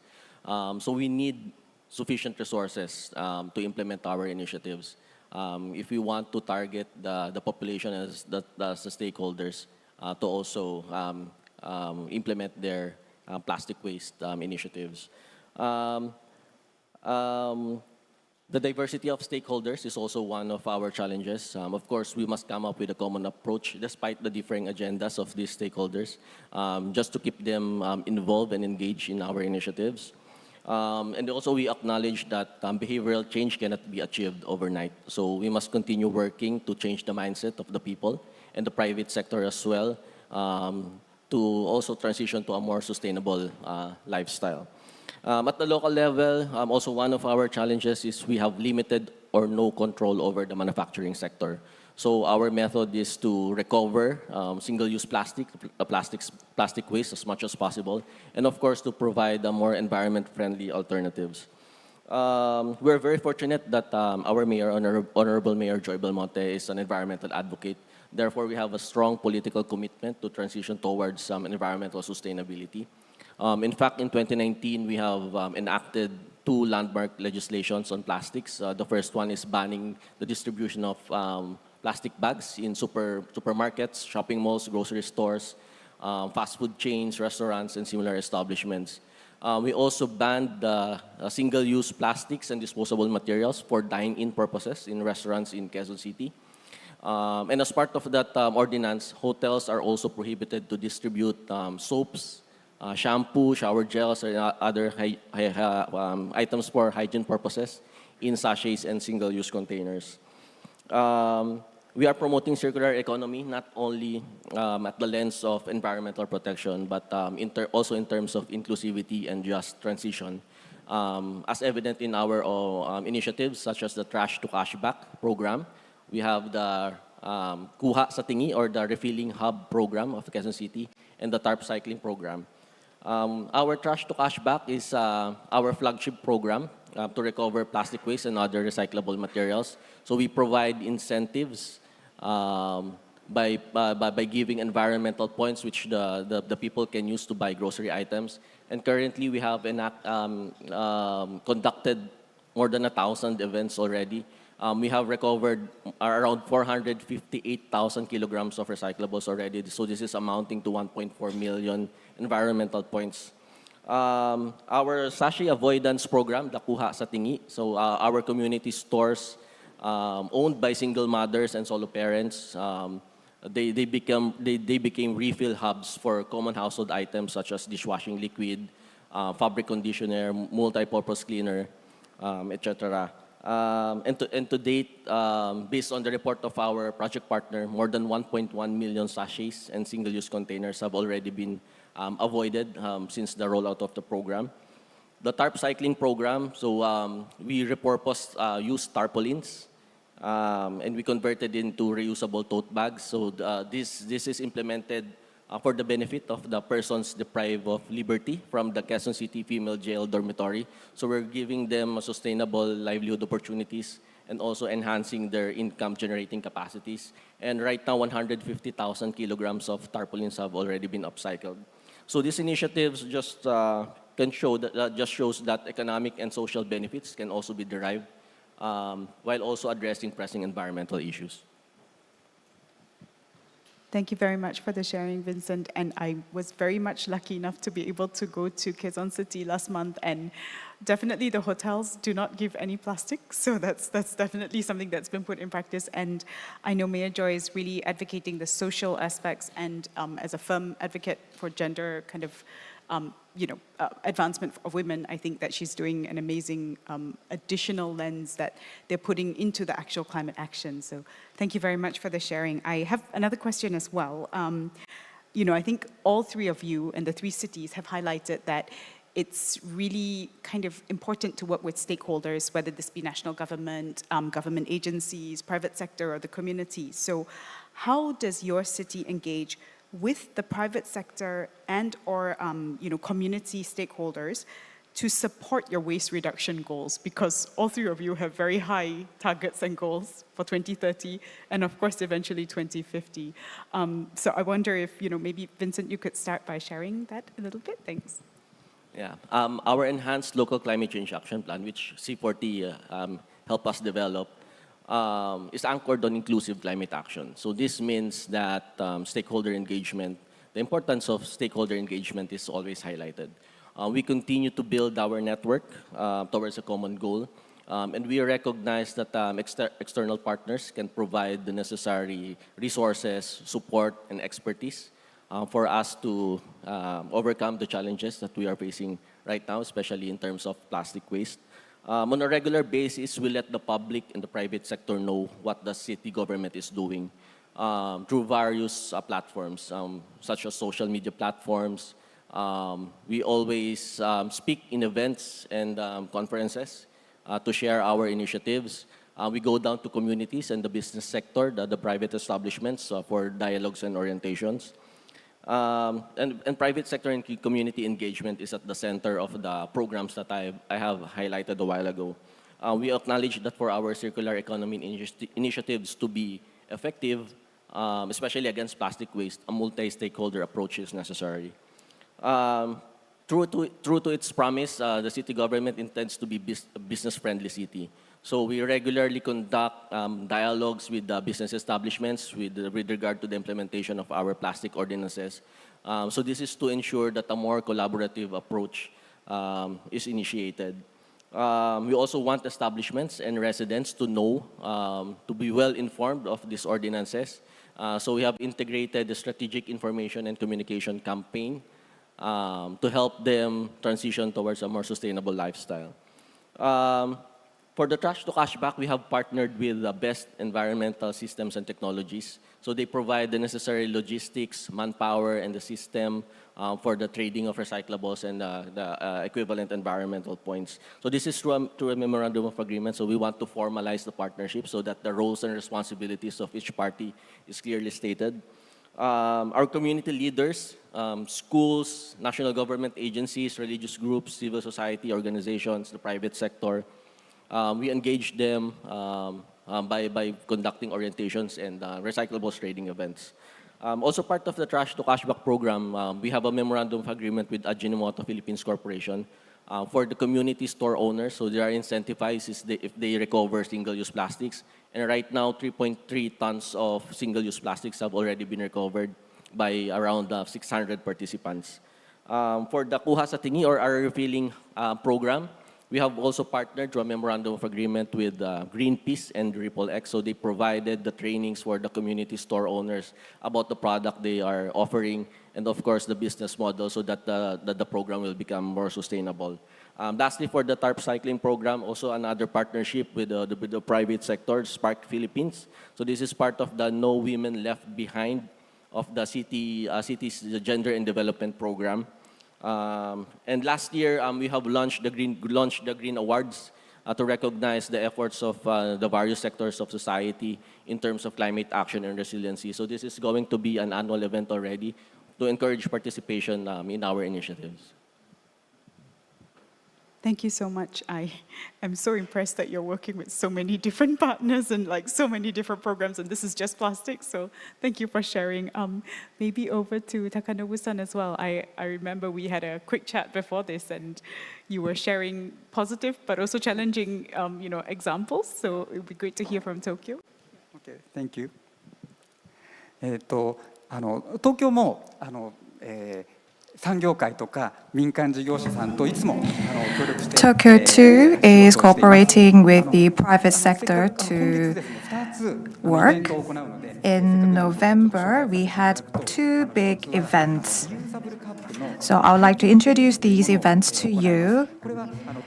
We are going to do reusable event with people participating in this event to experience the reusable cups. This is really to improve general public's recognition, and we believe people are not using it because they don't know it well. I think this is the reality.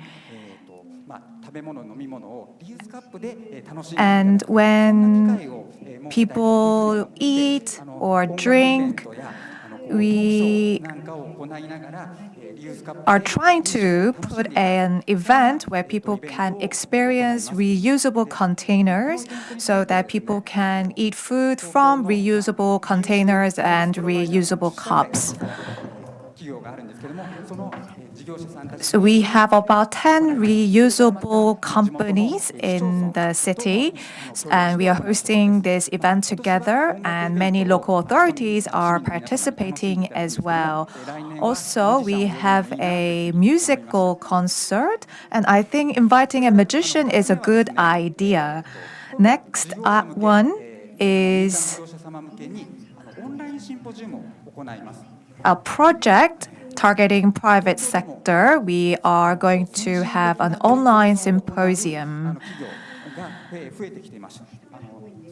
Many companies in Tokyo are making efforts to implement many eco-friendly measures. For example, encouraging the use of reusable cups,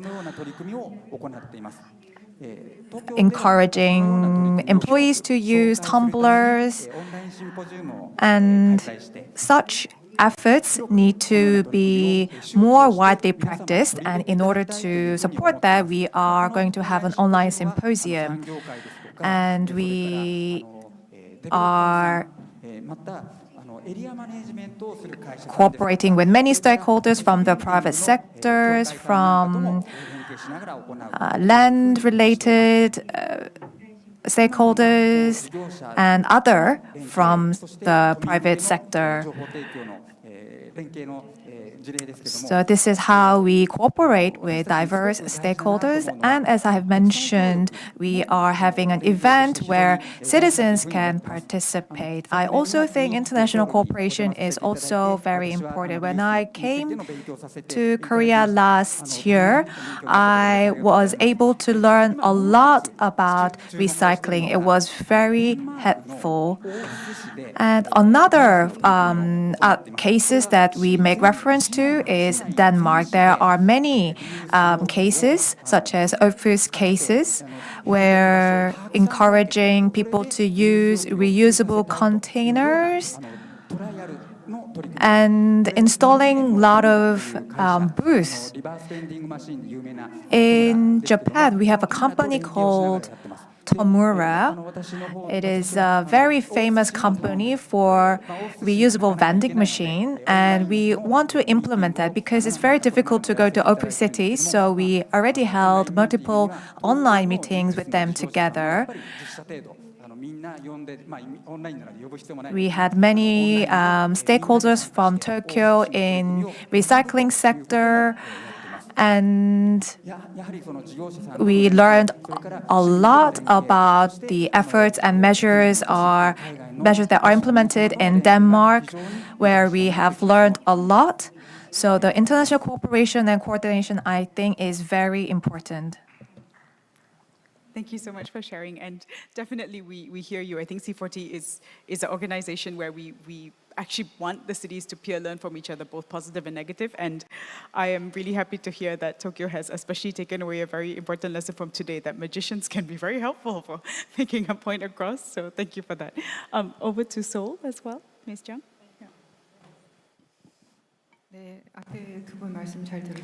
Thank you to the other two panelists for their comments. When we ask Seoul citizens whether they are consumer or producer, citizens generally seem to have an awareness of the gravity regarding single-use plastics. But there is no uniform central government policy regarding SUPs.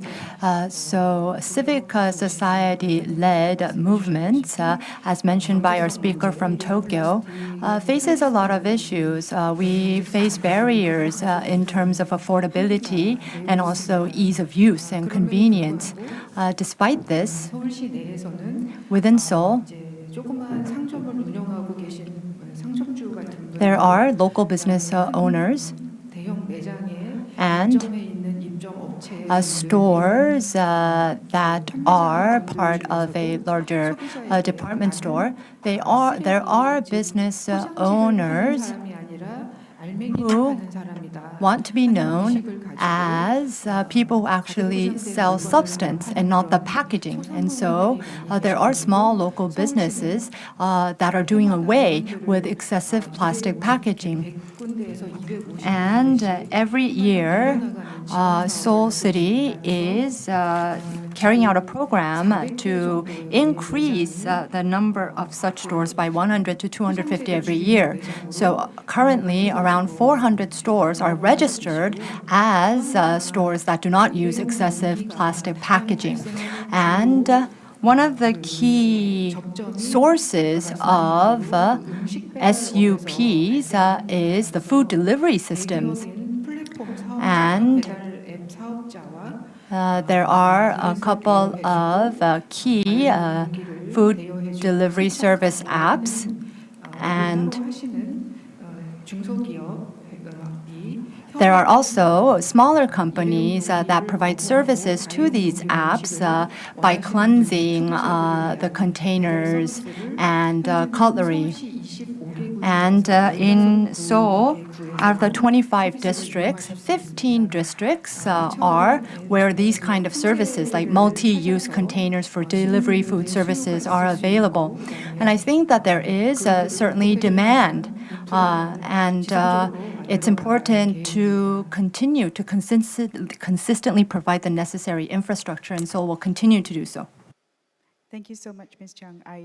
I hope that comes to Malaysia, because I have to admit the one bad thing I do, because I'm not a good cook, is I do order food delivery more than I should. So I do hope that washing services and multi-use packaging can come to Malaysia. And I know we have a KL delegate as well here who will be joining a later panel. So hopefully that can be brought in. I think we've got a few more minutes. So I'm just keen to maybe hear from each of the three cities and representatives, what is the kind of advice you would give to the audience in terms of one aspect, whether it is an ask or a request or a message, in order to have them, consider how to support your city's plastic pollution or plastic use decreasing targets. So, spend about 1 or 2 minutes to share one key message. And maybe we can start with Tokyo this time. Yes. Thank you. 私たち全く新しい Thank チ you ャレンジをしていると very much. これまでにない We are facing a whole new challenge, and we need to address this challenge all together. In order to address this challenge, we need to come up with a new initiative, new actions. And not just only us, many other stakeholders and many other people are doing and making those efforts, and I think we need to do that all together. And I think we can learn so much from Seoul. We had a great lecture from Professor Chang. I think it was very helpful. And I think this is a great opportunity for us to learn. Thank you so much. Thank you so much, Mr. Staganobu. Maybe over to Ms. Chung from Seoul as well. 저희가 한 3년 전에 About 3 years ago, 약 100여 명과 함께 around 100 Seoul citizens 달 동안 joined us, and we were able to monitor their everyday lives for about 4 months. So we monitored how much trash and waste is generated by this group. 이렇게 무게 재는 거 We actually weighed, 지급해드리고 or actually we distributed or supplied scales so that they can weigh the waste that is generated. 첫 주와 마지막 주 And on the first week and the last week of this experiment, on average, 줄인 사례가 있습니다. they reduced waste by around 40%. 경험을 서로 공유하는 And there was an opportunity for the participants to share their experience. And the first thing they did was they started to use their own bags for grocery shopping. And they also made a conscious decision to buy products that did not have excessive plastic packaging. And 분야에서 가장 많은 just with those 2 changes, we were able to identify the 2 major sources of plastic waste. 이두 개는 꼭 And so I hope that I can urge the audience to follow these measures in their daily lives as well. Thank you so much for sharing that amazing updates. And over to Vincent from Quezon City. Well, as mentioned a while ago, so our initiatives are mainly focused on inclusive climate action, so which means that relevant stakeholders and should always be involved and consulted, and the community is engaged. It is actually a pleasure to attend conferences and forums like this because here we can learn from other cities also, sharing their best practices, and hoping. Because the Quezon City government needs more innovative solutions on how we can tackle or solve the plastic pollution in our country. And I guess the community engagement is really critical. The most important part is we have to let the people know what we are doing, our vision, our goals, and of course inform them what are we doing so that they can participate in our actions. And then that's it. I think that's the takeaway I have right now.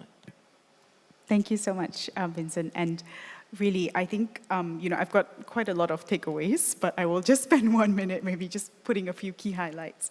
While we're really extremely aware of the climate and the environment being key issues, there's definitely a lot of work that has gone into and will continue to go into each of the initiatives that our cities do, and the success, or in order to achieve success, the amount of collaboration that's required, the amount of engagement, advocacy, consideration, and of course alignment with multi-levels of governments and partners. So I think my takeaway for the audience and for anyone listening and other cities that might be keen to undertake some of these actions is really learn from each other, I think each city also has faced challenges that they're ready to share, maybe not as openly in terms of publications, but if you were to reach out and engage and try to understand what lessons they have learned, that's really the benefit from the policies that are put in place. And what has worked in one city may not always work in another. So do understand that different cities have different levels of authority, challenges, governance. But all in all, I think that we have to do something. And so within your own city, within your own organization, if you're from the private sector, or within your community, if you live somewhere, which all of us do, hopefully. So, understand what you can do and try to take those measures, take those steps, bring Tupperwares with you, try to encourage your friends to do so. And that's just maybe one quick example. So with that, thank you very much, ladies and gentlemen, for all your attention. And please join me in thanking our 3 esteemed speakers. And thank you so much for sharing.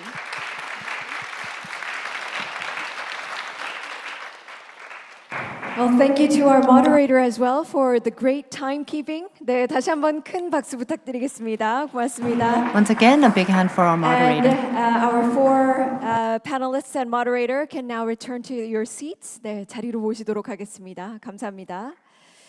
도시간 협력을 통해서 플라스틱 오염을 그리고 어떻게 줄일지 We had a discussion about how to reduce plastic waste, and we also talked about possible solutions. Thank you, panelists and moderator.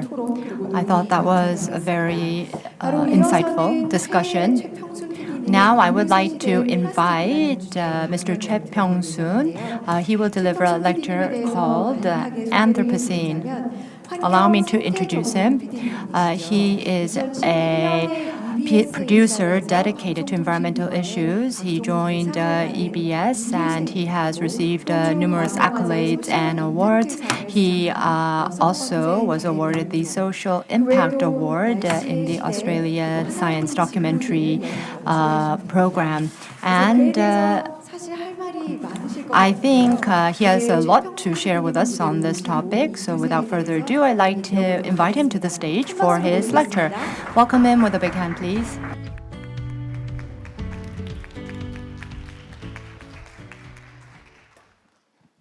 네, 반갑습니다.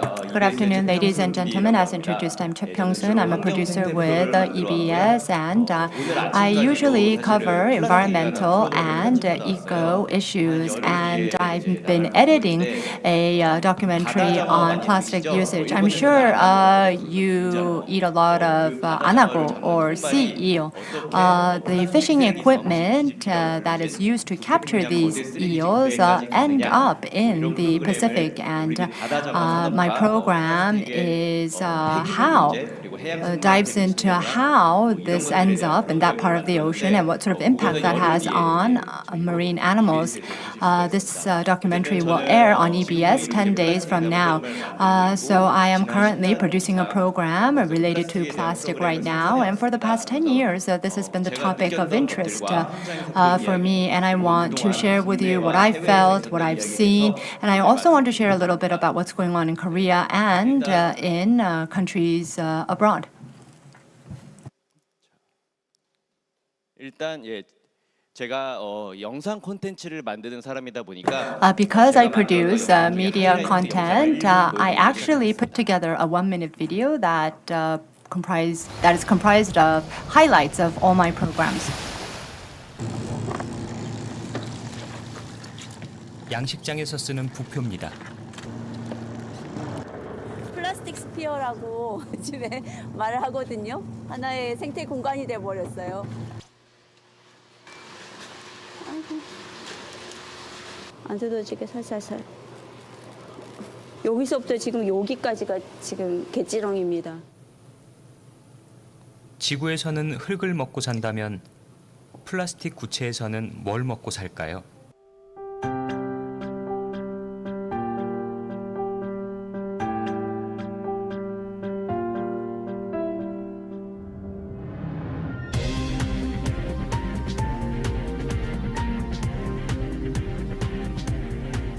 플라스틱이 생태계 바닥에 있는 생물들에 의해 분해되고 있습니다.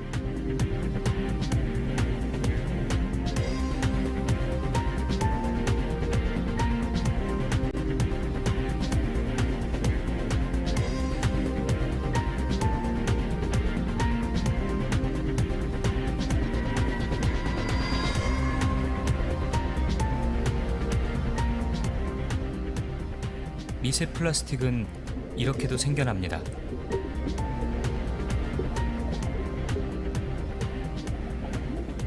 미세 플라스틱은 작은 생물들의 먹이가 됩니다. 먹이 사슬을 따라 결국 최상층의 인간에까지 이르죠.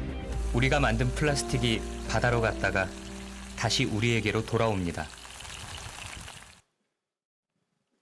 네, 영상을 보셨는데요. 제가 You just saw the video, a clip from the documentary Anthropocene. 미세 플라스틱은 플라스틱이 뭐 이제 태양이나 파도 Microplastic, a lot of people think microplastic is smaller bits of plastic that have been worn down by the sun and the wind. But now we have found out that these small marine life actually consume bigger plastics and they expel smaller microplastics. And we actually came across a paper, a research paper on this, and we filmed this process. And I come across a lot of stories and research on plastic, and what I do is I introduce this material to the general public through documentaries.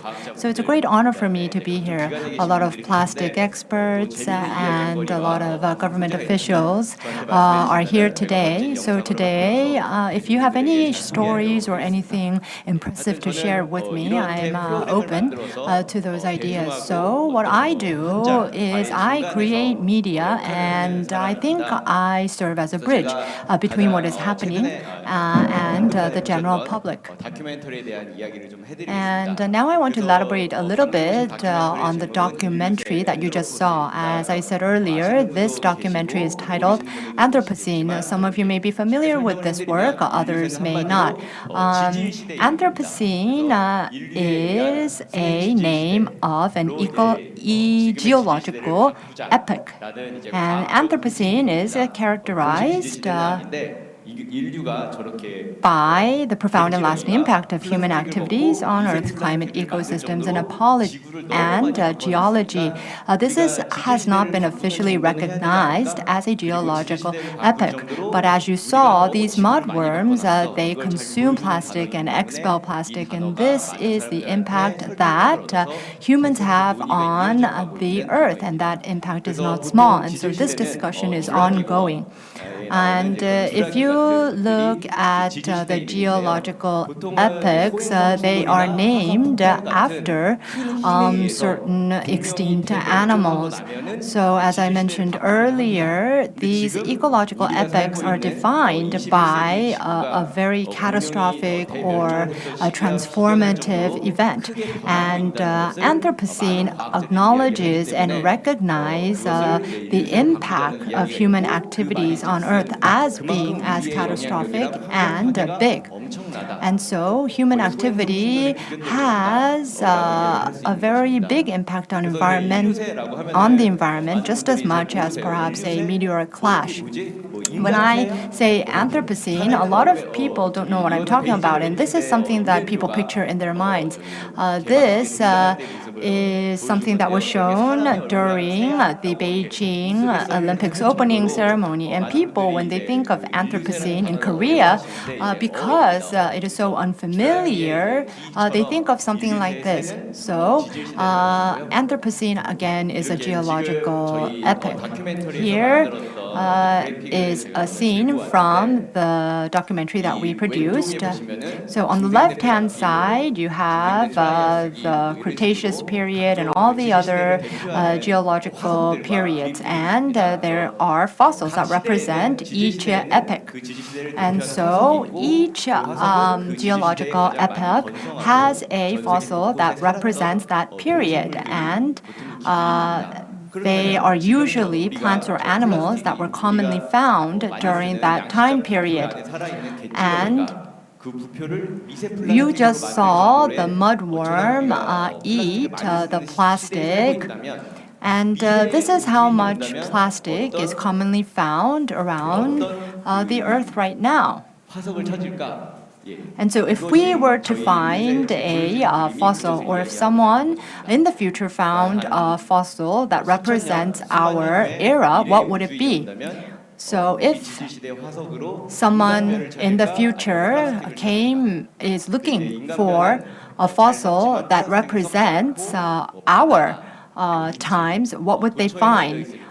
Would they find human bones or plastic?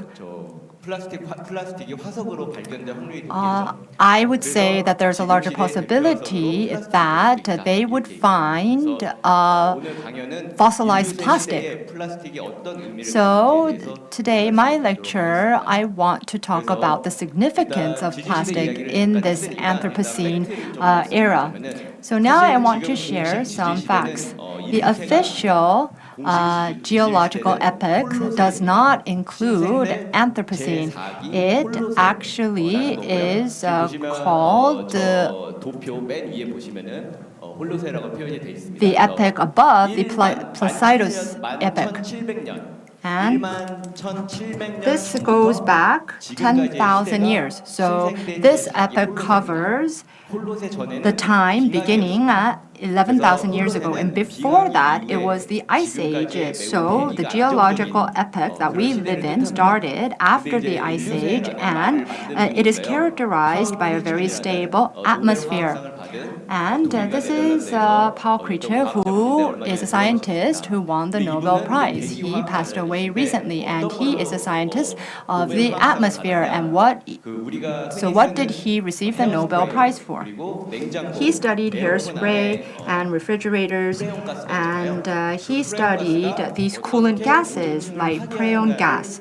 And he studied, or he identified and clarified how these gases impact the ozone layer of the Earth. So based on his research, internationally, the use of this gas was restricted. And in the span of a couple of decades, the ozone was recovered. And this was actually a beautiful case that highlights the resilience of the Earth.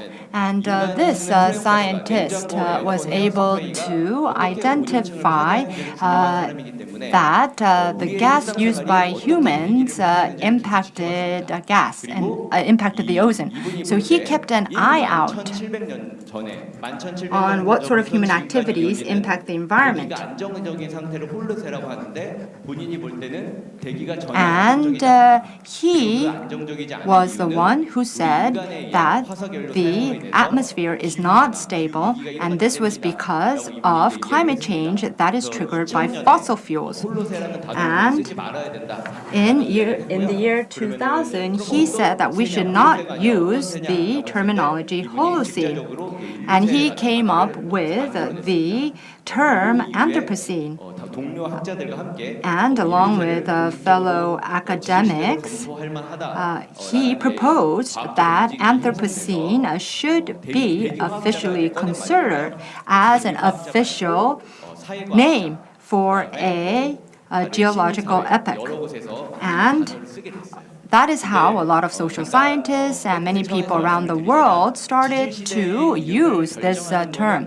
But geologists are the ones who decide how to name a geological epoch. And so geologists have been carrying out research for 10 years to decide whether Anthropocene should be used. And it was put to a vote in March. Unfortunately, the vote did not pass. But even within the geological sphere, there's a lot of controversy and discussion as to whether Anthropocene should be the official name of the epoch. If you look at geology, they cover and handle a very large time span. So from 11,000 years ago till now, for them to divide this epoch into different time frames is something that is very much contested within the geological sphere. But a lot of people who are not geologists favor this term Anthropocene, especially scientists who study the atmosphere and climate scientists, because they feel that human activities have had a definite impact on the climate. So there is growing pressure to officially recognize Anthropocene as an official term to represent our ecological epoch. 공식적으로 지질 시대가 인류세가 되든 안 되든 So whether or not it is officially recognized, 인간이 지구를 얼마큼 드라마틱하게 바꿔놨는지를 it is a term that demonstrates how drastically humans have changed the earth. 말까 할 정도로 And I think that 바로 우리 지구에 우리 인간이 너무 많이 살고 있고 그 많은 인간이 there is too many people on the earth and we consume a lot and we also generate a lot of waste. 어떤 현장 중에 한 곳인데 And this is a place that I had visited. 사실은 이 지구라는 행성에 So if you look at this planet Earth, the population is 8 billion. And I think this is a microcosm. This represents a microcosm of what Earth is. And I really wanted to encapsulate how much people are on this Earth. And in order to do that, I took a shot of this, a small island in Indonesia. And this is called Pungin Island. And around 300,000 people live here on this small island. And they are actually filling the land near this island to continue their life here. So if you look at cities around the world, there are various different spaces. You have greenery and you have buildings. But if you look at this city, it only has roads and houses. That's it. 어떤 우리가 지금 지구에 이렇게 인구가 급증하는 모습을 잘 보여주는 And if you see this picture, I think it demonstrates how the population is increasing in the world. And if you go here, you can see that a lot of plastic waste is discarded and this flows into the ocean. And you can find plastic trash in the ocean as well. A lot of people are familiar with Bali in Indonesia, and people think of all these resorts where the water is very clear and transparent, and they think of beautiful ocean.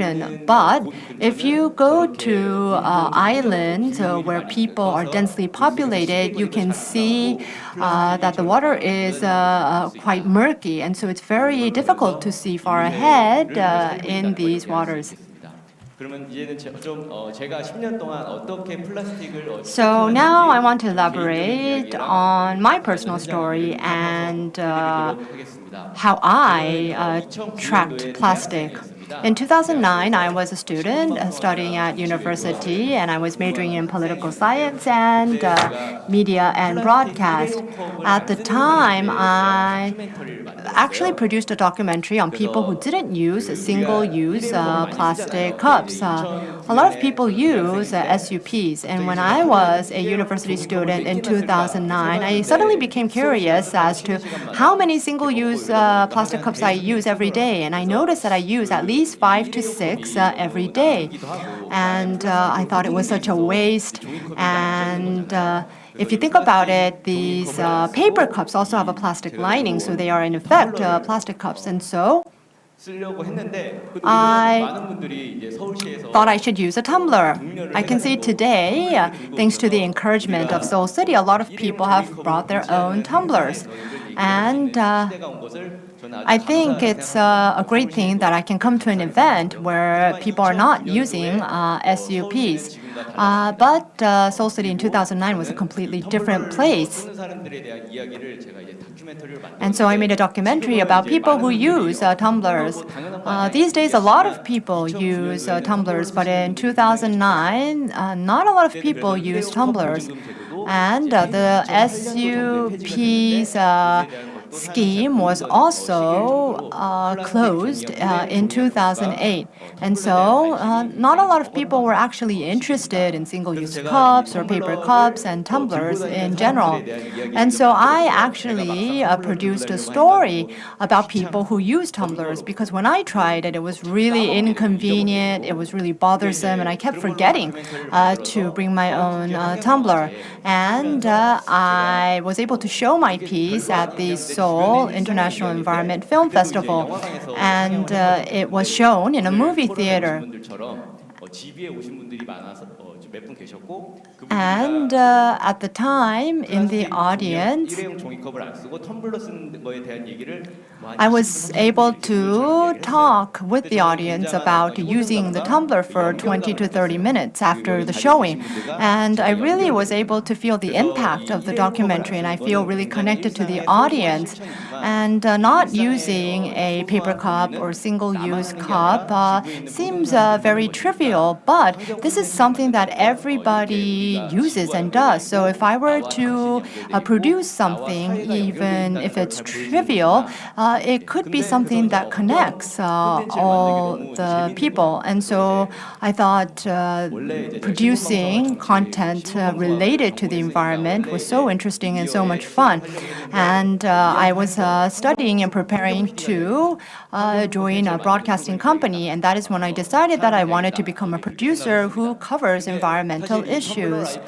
And what I thought back at the time while I was making this documentary was that, again, using a tumbler is a very trivial action. It's actually just changing a very small habit. But this sort of trivial action, small action, can become a trigger to solving a lot of plastic and environmental issues. First and foremost, you have to be able to bear the inconvenience. And I think a lot of environmental issues about bearing and overcoming the inconvenience. And as I made this program in 2000, as I said earlier, I became very interested in producing environmental documentaries. And in 2011, I joined the EBS broadcasting company. And at the time, EBS and KBS were the only two broadcasters that had environmental programs. In 2011, as a regular program, the EBS was broadcasting Our Only Earth, and KBS was broadcasting the environmental special. So I wanted to join either EBS or KBS, and I wanted to produce contents related to the environment, really connect with the viewers as I had during the film showing. Unfortunately, both programs no longer are shown or run on these broadcasters' program. And I think that this reflects and this shows sort of the status of environmental documentaries in Korea. And I joined them in 2011, and then in 2013, I produced Plastic Humanity. And this was a two-part series documentary, and this was the first documentary that I directed and produced. If you look at this scene, this is a shot of a PET bottle, and you can see the label on the PET bottle. But as you know, recently there have been changes, so we can separate the label from the actual bottle. But back in 2013, it was a different world, so you can see a plastic label on the PET bottle. So this is a time when corporations were really not aware of the plastic, and unfortunately, although I made this documentary, it didn't really have a lasting impact on the viewers. And in 2013, I have to say that the general public was not as interested in the plastic issue.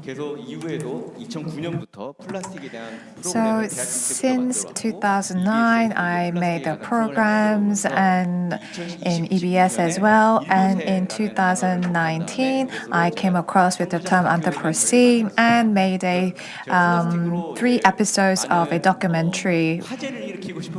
I wanted to gain a lot of attention, but that was very challenging. It wasn't easy.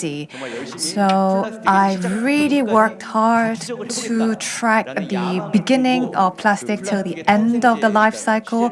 So I went to the birthplace of plastic. So this, as you can see on the photo, it looks like a supermarket, a car parking of a supermarket. And you can see that there is a sign that where the plastic was actually produced. This is located in New York, in Albany, and this shows that the first plastic was manufactured here. It was invented in 1868 by John Wesley Hyatt, called celluloid, where the first plastic was invented. And then I went to American History Museum, And as magician Che has mentioned, the famous billiard ball, I was able to see myself. So this is what changed the history of humanity a lot. As you can see, there are a lot of cracks in the ball. So this couldn't really replace the billiard ball. And the manufacturer couldn't, that offered $10,000, John Wesley Hyatt couldn't really receive that prize because at the end it wasn't really used as a ball and replaced the ball. And after that, Hyatt focused on manufacturing comms using these materials, and after that he built a factory, and then he made a lot of money, and the plastic had gone through a huge development. But we need to focus on the year 1868. I'll explain that later. In 2009, when I was filming the documentary Anthropocene, I met an environmental activist, and this is something that we found, a plastic waste from a camel. And we believe the camel died because of this plastic waste. This is from 2019 when I visited Ulsan in Korea. So we now see many crawls coming to Korea, flying over our skyline, and they come to Ulsan. And these crawls actually think these rubber as their food, as worms. And then I was able to film the very moment that crawls were vomiting these rubbers. I was able to also film turtles and where they died. And when we looked at how they died, I was able to find such labels from a bottle. So we live in a world where plastic is everywhere. Because of the invention of the plastic in 1968, this is having a significant impact until now. And I filmed the company called Ocean Cleanup. This is a map developed by the company. So there are 5 kind of viral flows happening in that ocean. And this is making a huge plastic kind of island, the greater patch. And I was able to find a plastic from Korea in the Pacific. So this is the plastic kind of bag, plastic container from a company called Miwon. And maybe this was from 1997 till 1998 from Miwon company. So this was probably produced before 97, and in 2019 I was able to find this plastic package from Hawaii. When I went to Big Island, obviously they have a active volcano, and then you can see those microplastics, and these microplastics are kind of tangled with the volcanoes coming from with the magma. We were able to find a sediment, and we call this plastic sediment. And in a science museum in Netherlands, there is an exhibition where they display lots of different sediments from different generation, different era, with other sediments. And one of them on the right-hand side, as you can see on the picture, you can see plastic sediment, which is displayed in this museum. You can see that all the rubber lanes are all tangled up with the rocks and have become a sediment. 플라스틱 암석이 And this is called a plastic sediment. We are living in this generation of plastic sediment. 결국 우리는 So 지금 세상에 없던 we 플라스틱 지층이 are 쌓이고 있는 living in an era where we are seeing unseen layer of plastic. 오랜 타임스케일의 입장에서는 인류세를 인정하지 않을 수 So probably from scientific point of view, maybe the term Anthropocene is not fully accepted, but it is a fact that we live in a world surrounded by plastics. So this is a poster showing Anthropocene. Where did we take this photo? It looks so surreal. It doesn't look like anything from Korea, but actually this was taken from Korea, from a waste mountain in Uiseong in Gyeongsang province. I took this photo with my team. And when you climb up that mountain, you can see so many plastic waste.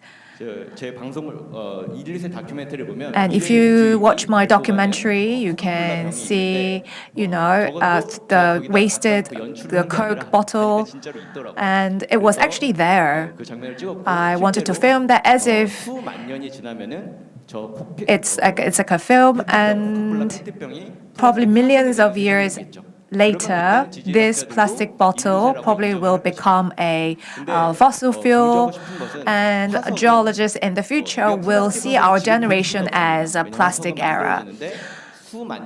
It will take millions of years where mountains become sea to become a fossil fuel, but plastic was first invented in 1968 and only 200 years old. It's very new, but we can't really see the plastic sediment. This is something I actually artificially made for a prop to film my documentary.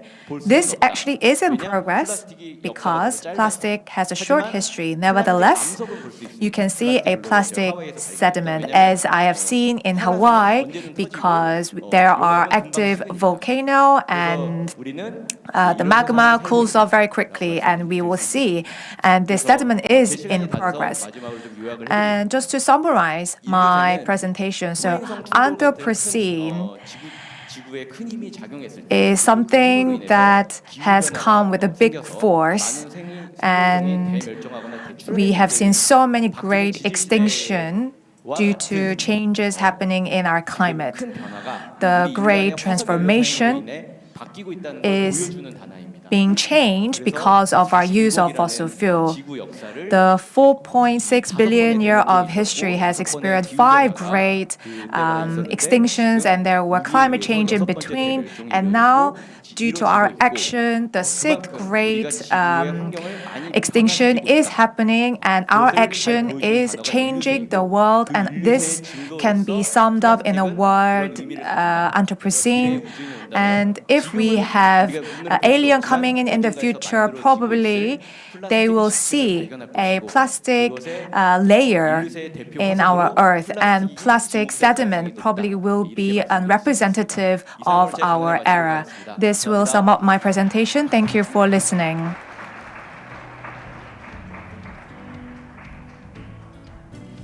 Thank you, Mr. Chair, for your excellent presentation. And I heard you talked about eel, and I was wondering if it's okay to eat eel. I hope it is. I hope it is sustainable. Thank you very much for your insightful presentation. As Mr. Chair has said, we are facing a plastic pollution crisis, especially we live in areas where there are high population density and having a greater impact on the environment. We can actually feel those impacts, and I think the severity is a lot serious than what we think. The solid waste accounts for about 75% of the total waste, and most of them are buried in landfills or waterways, aggravating the destruction of the environment. 99% of plastics are coming from petroleum-based plastics, and about 850 million tons of carbon dioxide are emitted. So if we look at from the whole process, I think this is a very serious problem indeed. We have heard the whole process of the plastic production to the waste. I think it was a great summary that we heard. Every year, I learn about the severity of plastic, and I feel that every day as well. I want to make a daily action that I can take, for example, using tumbler every day, and I try to avoid using plastics on my own way and making efforts to use less plastic, and I try to do what I can do. I hope that you also use less plastic and try to encourage others to use less plastic. The cooperation among cities are essential, and also our citizens can play a pivotal role in that. Now we are going to have a special performance. We have 3 chairs. We are going to take a break. We are going to listen to a beautiful musical performance. We're going to have a quartet. And we have the refreshment ready in the lobby. We have the Amable Ensemble by string quartet. And we encourage you to use your own tumbler to enjoy the refreshment and also enjoy the Amable Ensemble. Please welcome them with a big round of applause. 네, 공연 즐겨주시면서 저희는 약 10분 뒤에 뵙도록 하겠습니다. 감사합니다.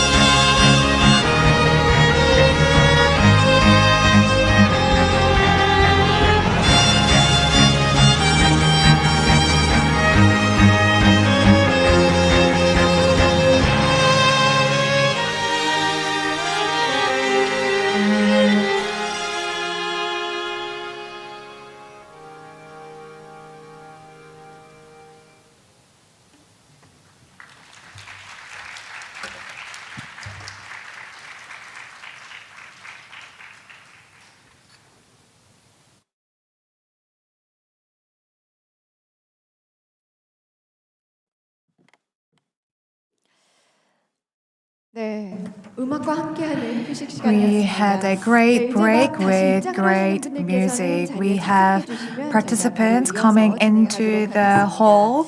네, We 바로 will 입장 proceed 부탁드리고요. right away, 여기에 so 있는 please 커피 be 같은 경우 이제 seated. 혹시 텀블러에 다 담아오신 I 분들께서는 담아서 자리에 hope 다시 everyone 착석해 used their tumbler to 네, 저희가 have your 시작하기에 coffee. 앞서서 또 다시 Before 한번 we 안내 start, 말씀드리도록 just few 하겠습니다. housekeeping notes. 다시 혹시 휴대전화가 다시 켜져 We 있지는 just want to 않은지 remind you that 확인해 your 주시기 mobile 바라고요. phone 다시 is 진동이나 either 무음 on 모드로 silent 전환 or vibrate 부탁드리겠습니다. mode. Thank you 그리고 very 통신 much. 통역 이제 막 들어오시는 분들이 혹시 있으실 We all 경우에는 might 다시 have 한번 new 안내드리도록 participants coming in, so this is just another reminder that we have simultaneous interpretation. Channel 1 is Korean, channel 2 is English. So for those who need interpretation, please use the receiver. We are encouraging zero plastic practices. We try to minimize plastic use throughout the forum, so we encourage you to use tumblers. And also, we are trying to use less paper. For those who want to see the program book, we are going to show the QR code for the program book for you to download. So please download if you like to see the program book. We will share the QR code with you soon. Yes, we have the QR code now on the screen. For those who need to have an access, please download. For those of you who have not yet downloaded the program book, this is your chance to download the soft copies. And of course, please use the receivers for the interpretation as well. 자리를 비우실 때에는 수신기 그대로 두시고 이동하시면 될 것 같습니다. So when you leave your seat, please don't take the receiver with you. I try to experience whether it works or not, but it doesn't. So please don't take the receiver away. We will continue with the next session. Next section is under the theme of addressing the nexus between climate change and plastic pollution through the global ocean. We have Director of External Affairs, Oh Yoon San from the Green Climate Fund. The upcoming session is led by our director at the GCF, who has been working in the GCF in charge of external relations, communications, and campaign efforts, as well as initiative to expand and utilize GCF resources. She has also served as the first president of the UN Environment Assembly, which oversees the United Nations Environment Program, and also she was the chair of the Global Water Partnership, a multilateral organization with over 3,000 partners.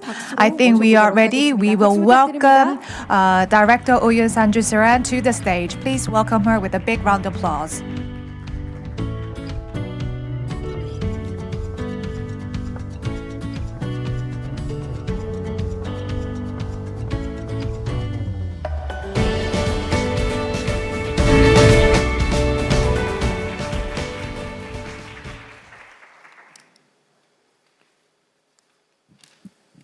Okay. Good afternoon, everyone. It's a privilege to represent the Green Climate Fund. Green Climate Fund is actually hosted in Korea. We are very grateful to the Republic of Korea for hosting GCF, and not only hosting, the Republic of Korea is also a contributor, a financial contributor to GCF, and GCF, the Green Climate Fund, actually works to support more than 140 countries around the world, mostly developing countries, to raise their ambition to the climate action for mitigation and adaptation in their countries. So very happy to represent GCF. Dear friends, I would say dear friends of environment and climate and anti-plastic movement. So the event is called Forum on Climate and Environment. So there was a lot of discussion about the plastics. I'll try to connect also to the climate crisis, but also environmental crisis. And Professor Choi mentioned about the Anthropocene. So I just put this slide. No, it's not true. I actually had the slides previously. I'm a geologist. I'm an earth scientist by my background, but moved to politics, and now I work for the Green Climate Fund for an international organization. But because I'm a geologist, I was very interested, very happy to hear from Professor Choi about the Anthropocene epoch, or we call it era, right? And if I were among the scientists that took that vote, of course I would have voted yes, because it's very clear how hugely the huge impact that the human species are making on the environment, and unfortunately not positive but more sort of negative. We all know that our world facing unprecedented number of challenges, and they are complex in the nature, require very integrated solutions. It requires all of us to be also smart, be responsible, and to act. Global population tripled between 1950 and now, and Professor Choi also mentioned, by mid-2020 it reached 88 billion population. So at the same time, with the population growth, of course, use of other resources is also growing. For example, global water use more than tripled. Consumption of coal, oil, and natural gas increased nearly 5 times. The global middle class, of course, will also triple by 2050. Consumption is growing exponentially. So this all is going and have been putting a major stress on water, energy, demand on other resources. So that's one of the major crises that the world we're facing. It's very clear that the world has rapidly approached the point that the economic model that existed for past centuries, where natural capital, forest, land, water, biodiversity, the nature was not valued, pollution and global warming was overlooked, this is no longer sustainable. So I think everybody realizes that. Some data from a few years ago, I was looking, indicated that it takes the Earth more than 1.5 years, and I'm sure now it's getting to sort of at least 2 years, to regenerate what we use in 1 year. The humanity is turning resources into waste faster than the waste can be turned back into resources, and that's depleting the very resources on which human life and biodiversity depend. So it's very clear, environmental degradation, pollution, unsustainable or this hugely growing consumption, and climate crisis are the key also crises that we're facing. We've heard some of the numbers, of course. Recent 2023 was the hottest year on record, and of course you always hear every year it's the hottest, and we've seen this summer in Korea has been really unprecedented, also hot as well. And the global average surface temperatures is now approximately 1.2 degrees Celsius above the pre-industrial levels. Only just over 10 years ago, when we were looking at data that was 0.7, 0.8 degrees, so it's going much faster than we've envisaged.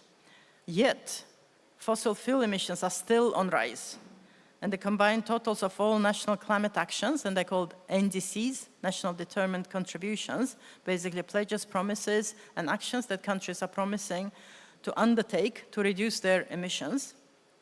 And of course, also the adaptation actions as well, that even if the current NDCs, the promises, will be undertaken, still, we're on track, not to 1.5 degrees, but on approximately to 3-4 degrees Celsius rise. And then, of course, we hear those numbers, but behind those numbers, although they are very compelling, let's remember that behind them are climate catastrophes. Behind those impacts are real people in vulnerable regions especially, who have lost loved ones, homes, livelihoods. And these catastrophes do not happen in vacuum. Climate change is only one part, a central part, of a broader crisis that we're dealing with. Now, I will focus a bit on climate, but also on finance, because Green Climate Fund that I represent and work is actually a financial institution. It's a fund to help developing countries with raising their ambition and also leapfrogging to cleaner, low-carbon, climate-resilient pathways. And we also see, especially during COVID, following COVID, but even the accumulated challenges in the last decades, that the most climate vulnerable countries are spending more paying off their debts than they are receiving in climate finance. These are data from, for example, IAD 2023. And these debts constrain them from investing in essential measures such as climate resilience and the transition to low carbon economies. It is structurally unjust that the countries and communities least responsible for the climate crisis are most vulnerable to its impact, and those most constrained from protecting against it. I want to quote UK environmentalist Barbara Ward, and our executive director made a lecture in May the celebrating Barbara Ward. It's called Barbara Ward Award lecture. And then I learned that over 50 years ago, this environmentalist Barbara Ward argued that we needed to tackle poverty and environmental disasters hand in hand through the transfer of wealth from the richer world to the poor. She asked, how can we speak to those who live in villages and slums about keeping the oceans, the rivers, and the air clean when their own lives are contaminated at the source? It's unjust, unfair, and urgently needs to change. And we know that the industrial practices of approximately 40 affluent economies have fueled the climate crisis. Meanwhile, around 150 emerging economies, home to 97% of expected global population growth, are just beginning their industrial transition. In order to lock in, not the brown development, in order to lock in greener development, those countries need finance. So without the support for sustainable development, without the support to leapfrog to those greener paths, it's unlikely that these nations, the emerging, developing nations, are likely to follow the high emissions pathways of their predecessors. And that will perpetuate the climate crisis for all people globally. And that's why the support is essential. And we're actually grateful to Korea being not only the leader, champion of announcing the carbon neutrality pledge domestically, also being a beacon, being an example to the region, but also to globe, trying to do this very brave transition, but not only domestically, through greening their ODA, supporting organizations like GCF, they're also contributing, but also bilaterally, to greener path in many developing countries as well. Of course, there is a progress as well. Let's remember that the clean technologies are sweeping the globe. We've seen that recently, just 2 weeks ago, I was in China, in Inner Mongolia, Ordos, and we could see how the scale and speed of the renewable energy, solar and wind, but also batteries have been very, a scale and speed been installed there. Solar energy costs have dropped by 85%. Wind energy by 55% in the recent decades, and lithium-ion batteries by 85%.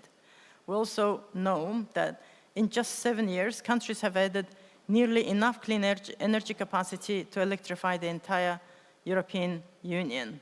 So it's important to celebrate the progress, although of course we know that it's not enough. And the science continues to tell this to us as well. The good news is also that major momentum is being built, especially in the last 18 months, maybe not 18 months, about 24 months, 2-3 years. Political will is building with net zero pledges by China, European countries, Japan, also Korea, as I mentioned, and then more than 140 countries also joined those pledges. Of course, US also pledged. We have to see what will be happening. It's very what will happen with the results of the elections. But we're definitely seeing that the public support, especially from the new generation, is growing. Now, the next decade, where we need to halve the emissions, and then decade after also the half again, although it's a very challenging, at the same time, we see this momentum, we see that the next decade is likely to also become a disruptive decade, with innovations and technologies needed to tackle the climate challenges. And when considering the scale of transformation needed, I think that one can also see it as a disruptive, but positively, progressively disruptive decade as well. I wanted to quickly mention about our work at the Green Climate Fund. We work with many multilateral institutions, national, public, private sector, financial entities, even NGOs, governments, and beyond. And we invest in these areas. I hope you can see those areas: energy generation, transport, forest, land use, building cities, industries, appliances, but also adaptation, livelihood, health, food, and water security. Although this session today is about plastic, I think they're all very intertwined. While the GCF doesn't have a specific mandate to work directly on circular economy and plastics issues, it can indirectly, and very often we indirectly support such initiatives within broader climate-related projects. Elements are in many of the projects and programs that we fund, and logically so, given how integrated the challenges and solutions are. Data from 2020 are showing that plastic generated almost or more than 2 billion tons of greenhouse gas emissions, and which will account to at least 3 to 4% of global emissions, with 90% of these GHG emissions coming from their production and conversion from fossil fuels. And that's related to plastics, right? And of course, it's because greenhouse gases are emitted throughout the plastic life cycle, and includes extraction, refining, manufacture, and also waste disposal of plastics. They're all carbon-intensive activities. A lot of our work intersects with circular economy and plastics. GCF can finance projects that promote sustainable waste management, including recycling and waste-to-energy solutions. And these projects may indirectly contribute to reducing plastic waste and promoting circular economy principles by diverting waste from landfills and incinerations. I'll also show you one video towards the end of my presentation, which will show on the ground one project example, how we're doing waste-to-energy solutions as well. So although these are just one of the few examples, I'm very happy also to mention that just in the less than 8-9 years since GCF was established in headquarters in Korea, our portfolio of projects now reached almost $60 billion with co-financing, and about 16 will come from our direct financing, and then we also, of course, have a lot of partners that are co-finance, and then those funding proposals are approved in more than 130 countries. And among that portfolio, broad range of projects in key areas affected by plastic pollution. If we look at that directly and indirectly, we have committed over $1 billion in investments in ocean conservation, blue economy, waste management, coastal resilience, because as we know, the links, both climate change and plastic pollution, is also global ocean. It is the single most important regulator of climate systems. 97%, the global oceans hold 97% of the world water, and of course, water resources is important.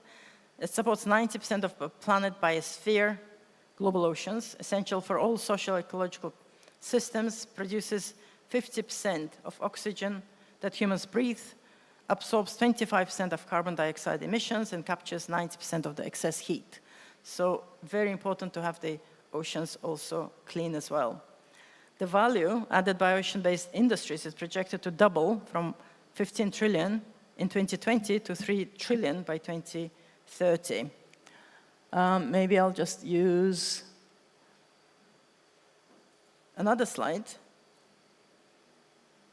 about the plastic waste itself, and I'm sure you know, I'll just go very quickly. Plastic makes 80% of all marine pollutions. 8 to 10 million metric tons of plastic end up in the oceans each year, and which is a huge amount. And only 10%, and I would like to also applaud and congratulate Korea, where Seoul mayor was saying that the percentage of recycling in Korea, and especially also food waste and food loss and waste, is bigger, much bigger than on an average, but Now, globally, it's about only 10% of plastic we produce is recycled, and unfortunately, the rest ends up in the oceans.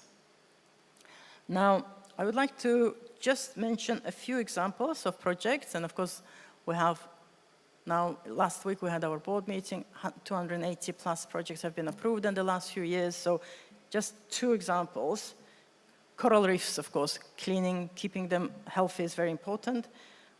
We've worked with the private sector, where 1/3 of our funding always went to private sector in the last few years. It's a first-scale private sector program in the blue economy, where 500 million, what's called Global Fund for Coral Reefs Investment, will create a private equity, private sector, to encourage investments in blue economy protecting coral reefs, but also promoting sustainable tourism. And GCF's role is to de-risk their investment, entice private sector to go to not very usual sectors where private sector usually doesn't go to adaptation, doesn't invest in the coral reefs because it's not very, probably not very profitable. So we encourage, we entice with the risk this type of investments. Another example maybe is, yes, because we're talking about cities, Green Cities facility.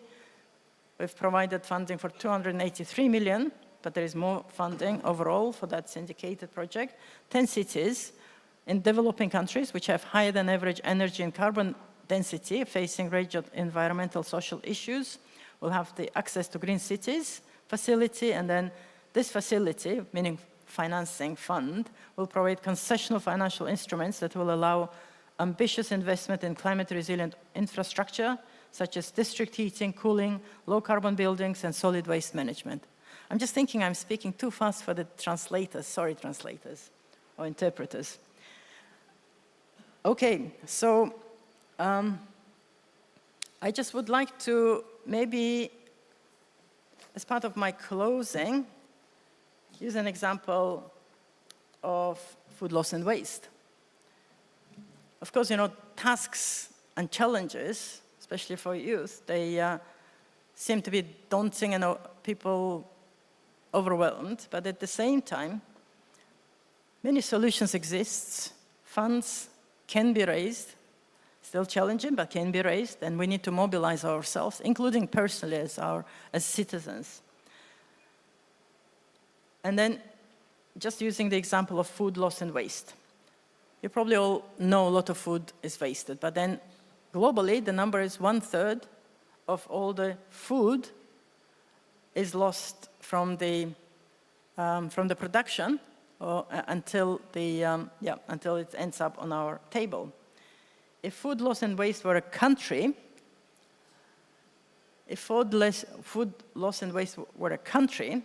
then it would be the 3rd largest greenhouse emitter on the planet, behind China and the United States. Those two countries are the largest emitters, if it was a country.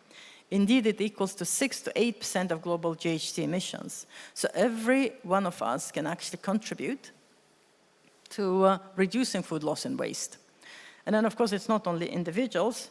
Fixing the problem involves governments with the right regulation, legislations, policies, tax, etc., corporations which produce food and then distribute, and also the whole chain, institutions taking up responsibilities, but also, of course, individually on us as well.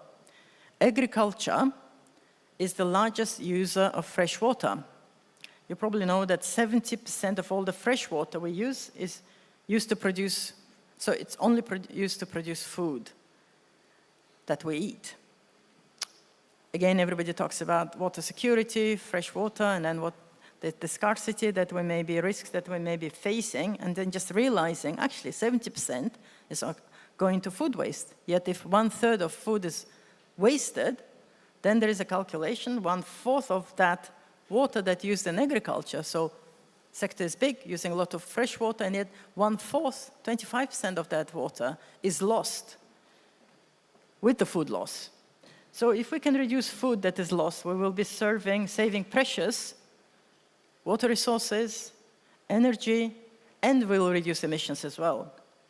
I come from Mongolia, where nomadic herders for many generations, hundreds and thousands of years. My father comes from a nomadic herder family, And when I was young, and I'm sure in Korea the same, when we were young, we were taught not to leave any food on our plates, not to leave basically any waste as a nomadic herder, because you have to live in nature, you have to be in harmony with nature, and then you move from one pasture to another, and then you just have to be minimalistic if you are a nomad, right? So I think it's very important. And then I still try to teach my kids these days, don't take more food on your plate that you can't eat. And so I think it's important that traditional ways, let's remember traditional ways in our countries like Mongolia and Korea, but many other countries are here, are very sustainable and circular. There is much to preserve, learn, and introduce from our traditional ways. And compared to a few thousands of years ago, if you look at the consumption patterns, I don't know how much, I had one slide, right, this one. So as a hunter-gatherer, one person, 3 kilograms on an average per day, that was the use. Then agrarian society, 11, and these days, 44. I'm sure it's even more than that, because this is a slide from a few years ago when I was speaking to students. And then, so the consumption of an individual person increased tenfold, yet the population also increased tenfold as well compared to a few thousand years ago. So it's our Mother Earth has to sustain 100 times more consumption by humans compared to a few thousands of years ago. So no wonder, the Mother Earth for the Mother Earth, it's very difficult to maintain us, to have us, to sustain us, and to carry us. Let's cherish our traditional wisdom, also share this knowledge with others, but also, individually, let's contribute to the better world, and then we owe it to us and our new generations. Before I thank everyone for your attention, I would like to share just an example of one video of one project, what's happening on the ground. It's not about plastics, but indirectly it will reduce the waste. It's about one of our projects in Africa, turning waste into energy. Thank you so much. Thank you for your attention.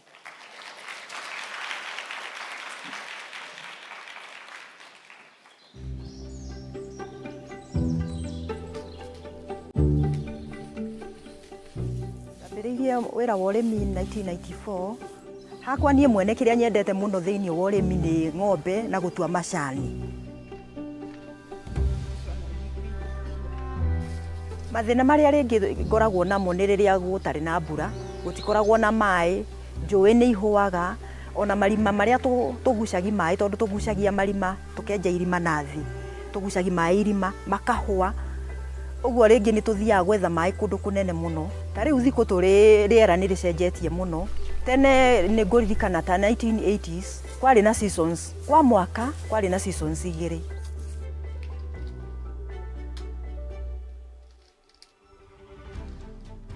Using firewood as a source of fuel leads to deforestation, and deforestation has a huge impact on the environment.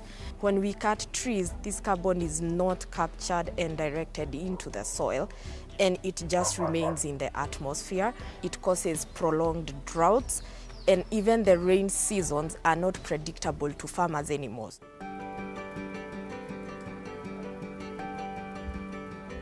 The work we do at Systema Bio is very important in the conversation on climate change. Our technology captures methane, which would have otherwise been released into the atmosphere, and we turn it into a useful product as a clean cooking fuel. Our mission at Systema Bio is to create value from waste, specifically organic waste. And every smallholder farmer has waste on their farms. Most this is waste from dairy cows or from pigs or from poultry. And this waste is what is used to generate the biogas and biofertilizer by using it in our modular prefabricated biodigesters.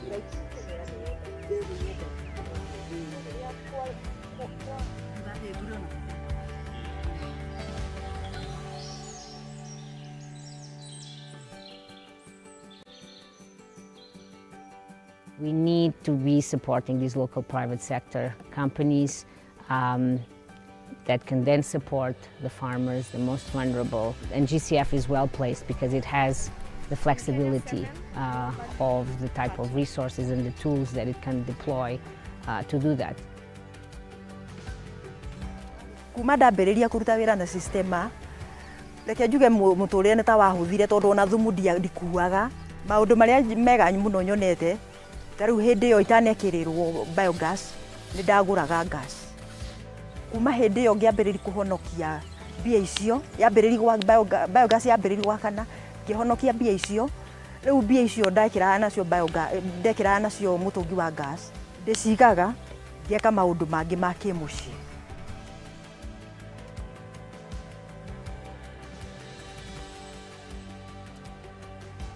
We've installed close to 9,000 biodigesters in Kenya and in Uganda, and we have impacted close to 40,000 livelihoods. In terms of carbon mitigation, we've mitigated 140,000 tons. I'm very excited about how the future looks, and it's very hopeful. It seems the effort we are making towards climate change is actually going to come into fruition.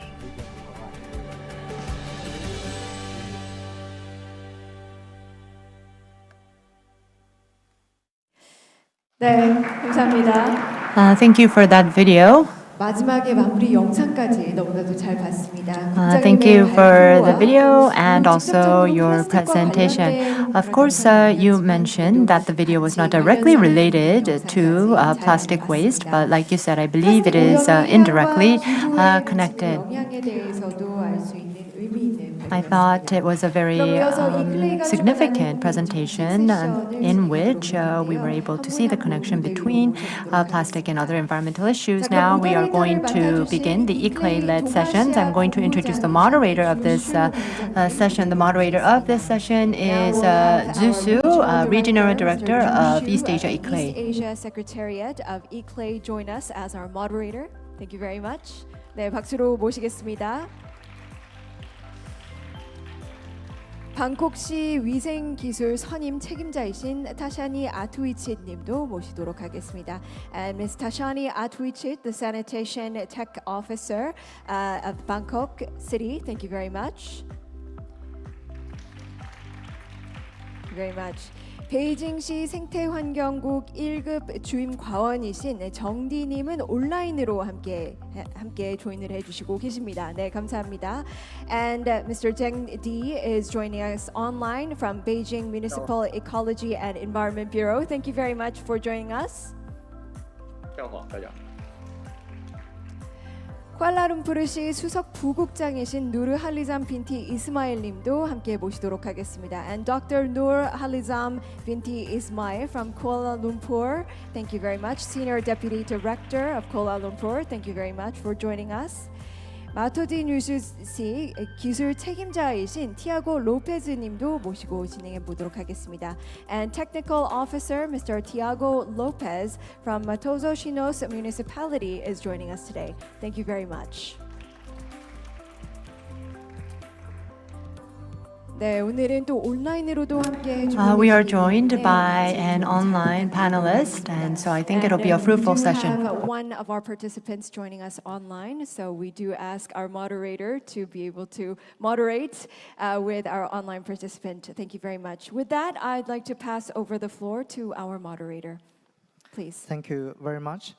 First of all, thanks for Seoul to convene this very important forum to talk about these solutions to tackle the plastic pollution. ICLEI has been privileged to be a partner to this forum since its very beginning, in the past years, and also ICLEI East Asia Secretariat. My team has been hosted with the generous support of Seoul Metropolitan Government since 2012. So we are very honored to work with Seoul to moderate this session by inviting 4 cities from both Asia and Europe to be with us. But before start, I would like to share some of my reflections on this issue. As also presented and introduced by the previous presenters and also experts, partners, the plastic pollution has become a world-pressing challenge and a crisis, but also a very complex problem.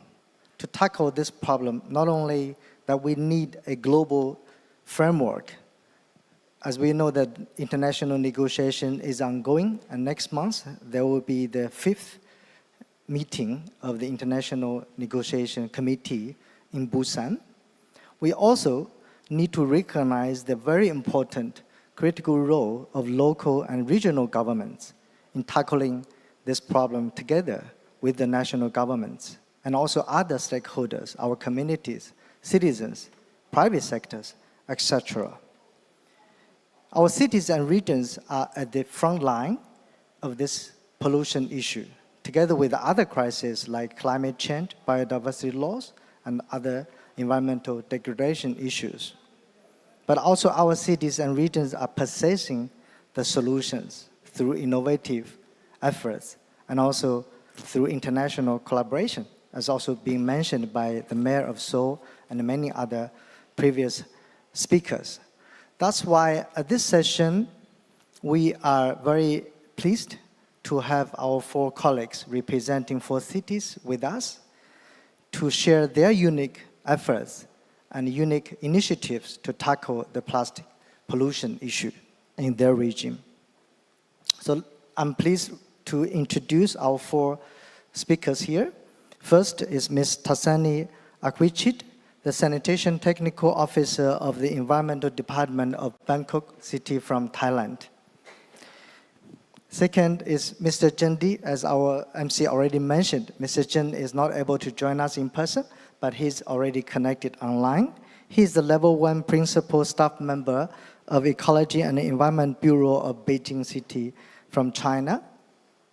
Also, we are pleased to have Mr. Noor Halizam Binti Ismail, Specialist Medical Officer of Health and Environmental Department of Kuala Lumpur City from Malaysia. Welcome. And also Mr. Tiago Lopes, Senior Technician in Environmental Monitoring from Matosinhos, Portugal. So welcome again for all our 4 distinguished speakers in this panel.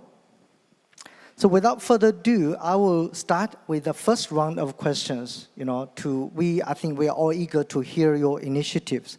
First, from Bangkok. So what are the key motivation behind the unique initiative of Bangkok called Bottle-Free Seas Project? As we know that Bangkok is concerned about the marine ecosystems. So how do you think this initiative is contributing to the protection of your marine environment and also your efforts to eliminate the plastic pollutions? Good afternoon, everyone. Let me introduce myself again. My name is Tasani from the Bangkok Metropolitan Administration, or BMA. Before I answer your question, may I tell you a little bit about Bangkok. Bangkok is the capital city of Thailand, which has the population about 10 million. This is the waste amount that generated per day. In Bangkok, the BMA is the local government that have managed the waste and tackle about 9,000 tons per day of waste per day. This shows the waste composition for food waste about almost 50% is almost the same with the Seoul Metropolitan Administration. And for the plastic waste, not too much, but we have to concern one of the policy of the Bangkok, the Bangkok governor to encourage the reduced waste at source that is better than generate first and then separate. So reducing the amount of single-use plastic waste, or SUP, is the most important strategy of the Bangkok governor. And the left-hand side is our Bangkok governor, Dr. Chachat Sitipan. Maybe some people know him. The Bangkok governor realized that refill station or provide the people with the access clean, safe, and quality drinking water is the infrastructure for all citizens. So they set up strategy for good economy and good health. From this policy, the EJF is Environmental Justice Foundation, is an NGO. They proposed this project to the Bangkok governor to support install the 10 free drinking water refill station in Bangkok.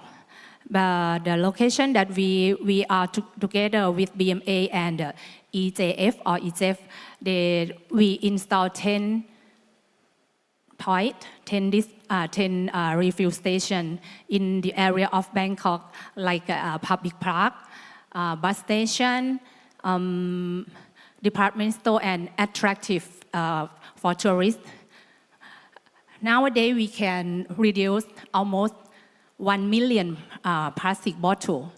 They save the bottle throughout the sea because some part of Bangkok located near the big river named Chao Phraya River that connect to the sea. And this project is start up to reduce the plastic bottle, and this is the first initiative for plastic bottle-free sea. And then the policy of the Bangkok governor is start up, and then the EJF proposed this project to support Bangkok.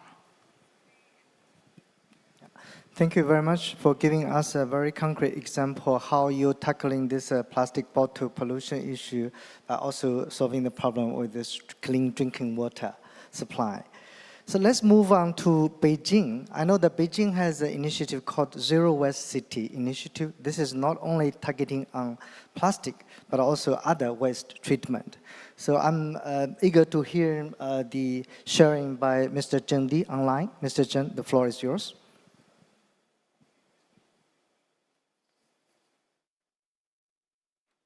好的，感谢主持人。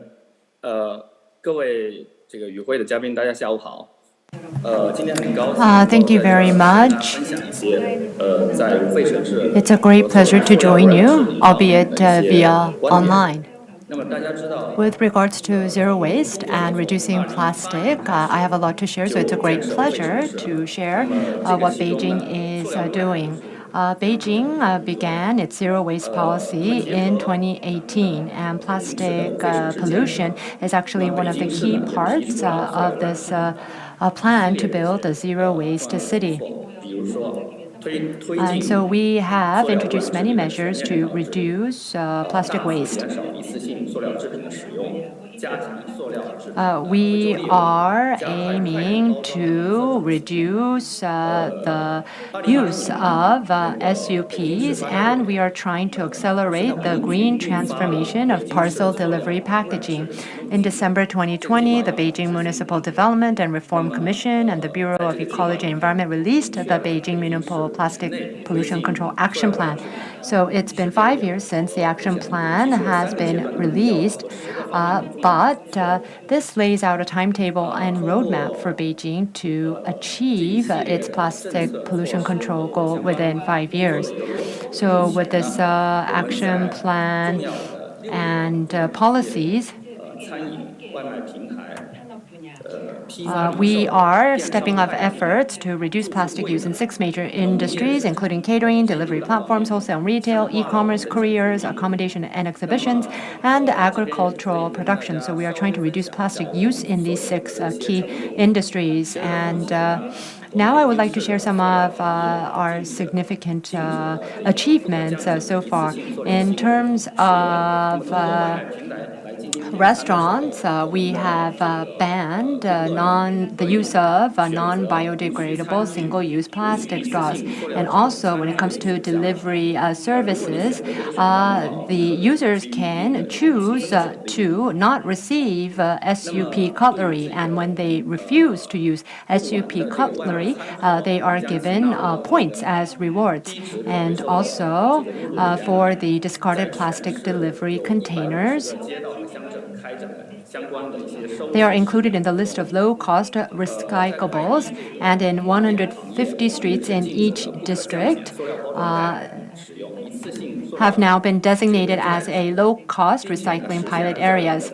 And the use of non-biodegradable and disposable plastic packaging bag has been banned at all delivery points in Beijing, and the use of electronic waybills, lightweight tape, and circular logistics packaging has been almost fully implemented. I would like to share one very good example, and this case example has to do with Jinkai District. As part of their zero waste city, they have introduced what is called the Green Stream Initiative Clean Loop Plan. And the plan is to reduce plastic use by 50,000 tons. And also in a district called Miyun,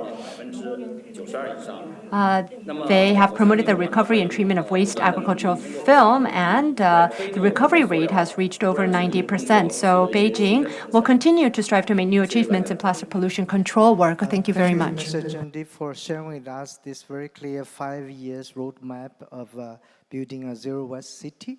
I think Beijing, as also another big metropolis, has similar as Seoul, has a lot of challenge because of the population and also all this economic activities. I think these are very good lessons, in particularly about reducing the plastic waste in the food and restaurant sector. Now let's move on to Kuala Lumpur. So I know that you also have a similar initiative called Zero Plastic Campaign Program. So can I hear more about this specific initiative?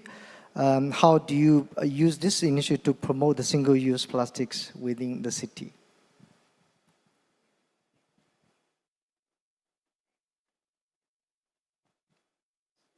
Specific measure, is it? Okay.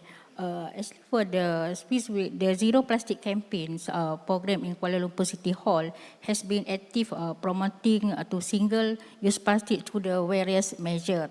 Actually, there are a few various measures we done. That's first is the awareness raising campaign for the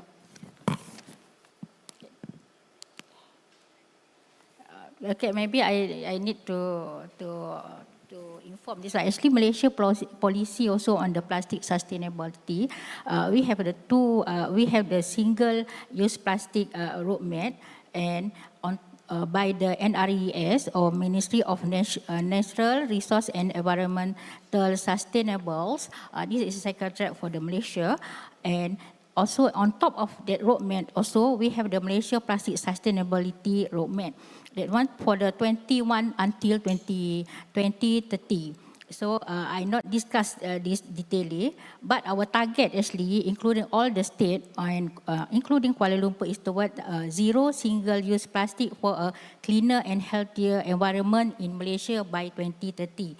Okay. This is programs of the single-use plastic with the biodegradable and compostable product. Actually, we have give the alternative has like biodegradable product and compostable product also on top of the zero single-use plastic. Okay, we actually for the Kuala Lumpur we start on the 2016.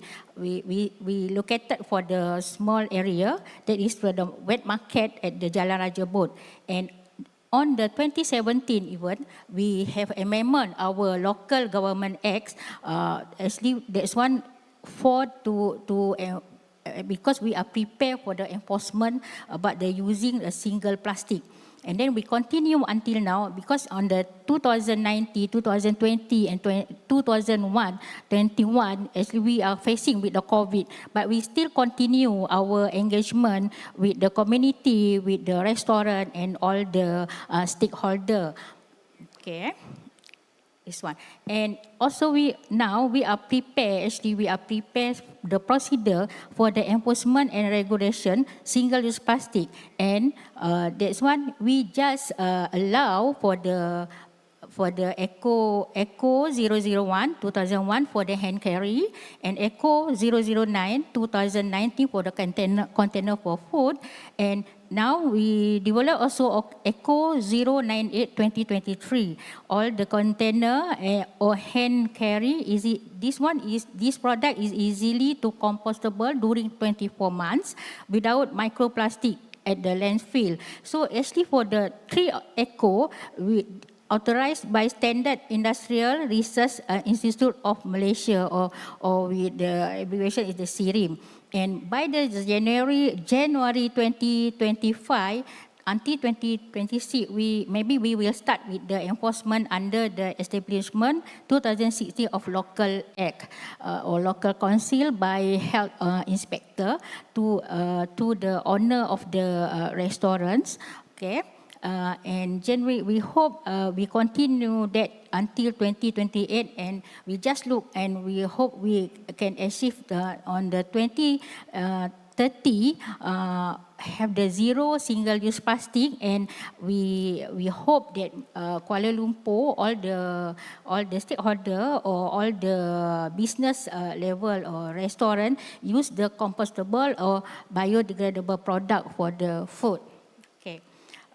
Talk about the specific measure for zero plastic campaign. Actually, we have a few awareness raising campaign. We call that CEPA, CEPA, or Continue Education Promotion Awareness. This one actually we run to the we going to the, for example, we do it the CEPA at the shopping mall, because we target for the shopping mall or hypermarket to use the reusable single-use plastic for their customer. Okay, and then we also measured for the policy intervention. This one is under Government Local Act. We are banning plastic for the restaurant and hawker, including the premises business. Also to the hypermarket in the Kuala Lumpur. Also, we also another areas of our measure is community engagement. This one we do for with local community such as residency group leaders, or with community in the community event, workshop, or recycle program. The others also we have promote the usable alternative such as the reusable bag, biodegradable container, water bottles, paper bag, and paper cup. That is for the campaign. This is for example, campaign at the community engagement. Actually, we allow the community to do the driven the program, such as workshop or something, event or activity, cleans activity. Okay, that's. I think that's for our measure at the moment. Thank you very much, Mr. Noor Harizam, for sharing with us a very concrete example of what Kuala Lumpur is doing for this zero plastic campaign program. Particularly, I think the measure, among all the measures, is very important to raise the awareness of the public, of the society, but also engaging closely the related stakeholders, particular community, citizens, but also the businesses in this joint efforts. Similarly as also shared by the previous cities, and also including Seoul. Now let's move on to Mr. Tiago Lopes.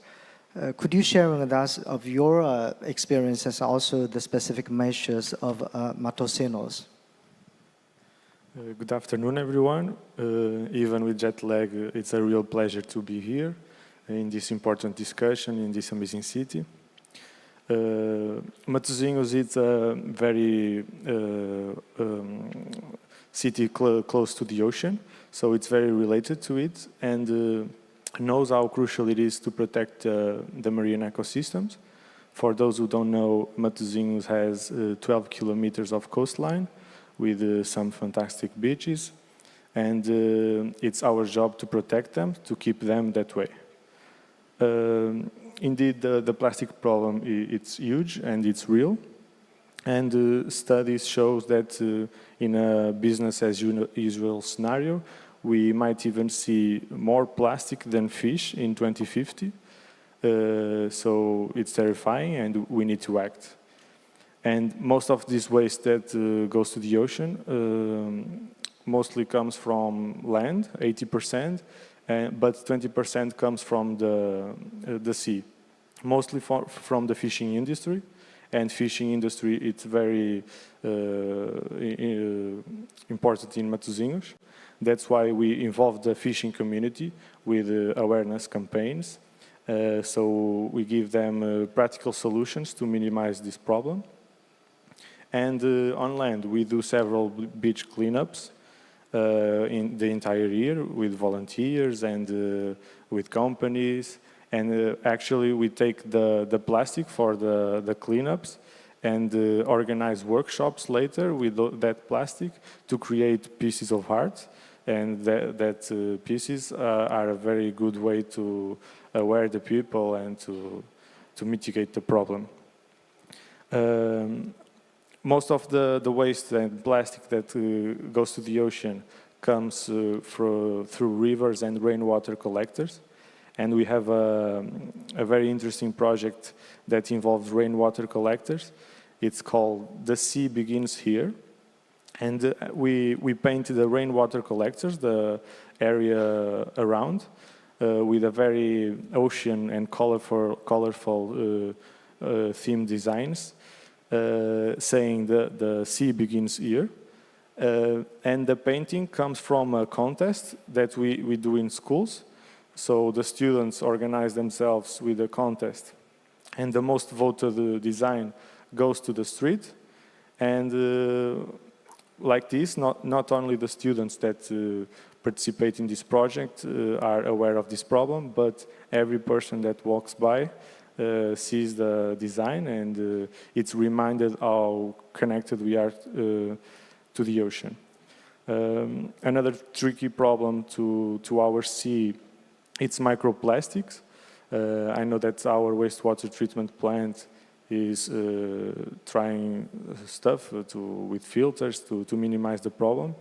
But in my opinion, we honestly don't know the real impact of these microplastics. And it's a problem for the future that we need to tackle. Thank you very much, Tiago. As also previously shared, that many of this plastic waste goes to the ocean. That creates not only a problem of our environment, but also, in the long run, our health. And also, we just came back from Cali, from Colombia, the CBD COP. There was also a lot of debate and discussion about the impact on ecosystem biodiversities. So this is really a pressing topic, but also, we are also pressing in completing this panel, given there is already a delay. So let me now ask the second round of questions. I would not go to each city for a specific question, but a very common question. In implementing all these measures and also your unique initiative, what are the key challenges you have encountered? And also, what are the key lessons that you feel could be shared also with other cities here and also from all over the world? So let me start again with Tasani, with Bangkok. As I mentioned earlier, that Bangkok policy is the policy that may be key success for our activities. I think they have 3 points for me. I think policy from the national government and also local government. And the second is collaboration between private sector or all sector and environmental network. And the last one is participation from citizens is so important. So I think 3 key success is policy, collaboration, and participation from citizens. Very brief, but all to this key, of the solutions. Thank you. Then I will go with Kuala Lumpur, Dr. Noor Halism. Okay, for the lesson of we learned from the effort of to reduce plastic use. Actually, the first I looked at strong leaders and policy framework. For the strong leaders and policy framework, the leadership need to clear vision. For example, for the single-use target when the target for Kuala Lumpur or for the Malaysia is 2030 by that target. And we need the comprehensive policies, especially we also need to implement the comprehensive policies because the various aspect the plastic reduction, including the ban levies and all the incentive was given to the community. And then the others is enforcement mechanism. This one is most important because we need to establish our effective mechanism to ensure the compliance with the regulation. The third one is the public awareness and education. We need to target which campaign we need to given. Okay, for example, maybe we target campaign to there are different demographic, so maybe we target to the children, youth, and adult. Okay, and then community engagement also, because involve the community in the decision making and implementation process to foster a sense of ownership. Okay, and then the educational program, this one maybe with the plastic reduction education in the school or the community workshop. Okay, the others we can learn is the collaboration and collaboration with the partnership. The partnership is actually we have the partnership from the swasta or the partnership with the community level. Okay, this one is so important to make sure our zero single use plastic we are success. Okay, and the others one is the innovation and technology. When you said there are no plastic, sometimes the people will ask you what the alternative, how you want to bring our food once we buy that food. So that's why we can use the eco or use the biodegradable compostable, because we are facing problem with the landfill. Or maybe we can give the initiative for the bring your own container, or use the user bag such as paper bag. Okay, and the most important, maybe for the Kuala Lumpur, we will monitor and evaluation in the 2030. Is it our campaign a success or how the data to make another decision for the further sustainables. Okay, next. Thank you. Very comprehensive points, almost covering all these key issues that we have discussed. But I take 2 points. One is about this new technology and also innovation. This is really very important, while we are exploring different policy solutions. The technological innovation could probably also help us with this to expedite this process. And also engaging community is not only to inform community about the policy decision, but engaging them from the very beginning of the policy development process. Now I would like to come back to Mr. Zheng Di from Beijing. I hope that you are still with us. Okay, thank you. So please share your points and thoughts. 好的，主持人。那在这个塑料减塑和塑料污染治理的这个过程当中，我们就分享。Thank you very much. In reducing plastic waste, I think we can share 3 experiences of Beijing. First of all, we established a management system. Joint management, joint establishment was the basis of which we built this system. And we have a monitoring system and management system with external partners as well. And what's important is that during this management process, there is cooperation between the private sector and also the civil society. We established a platform that connects the demand between the different stakeholders.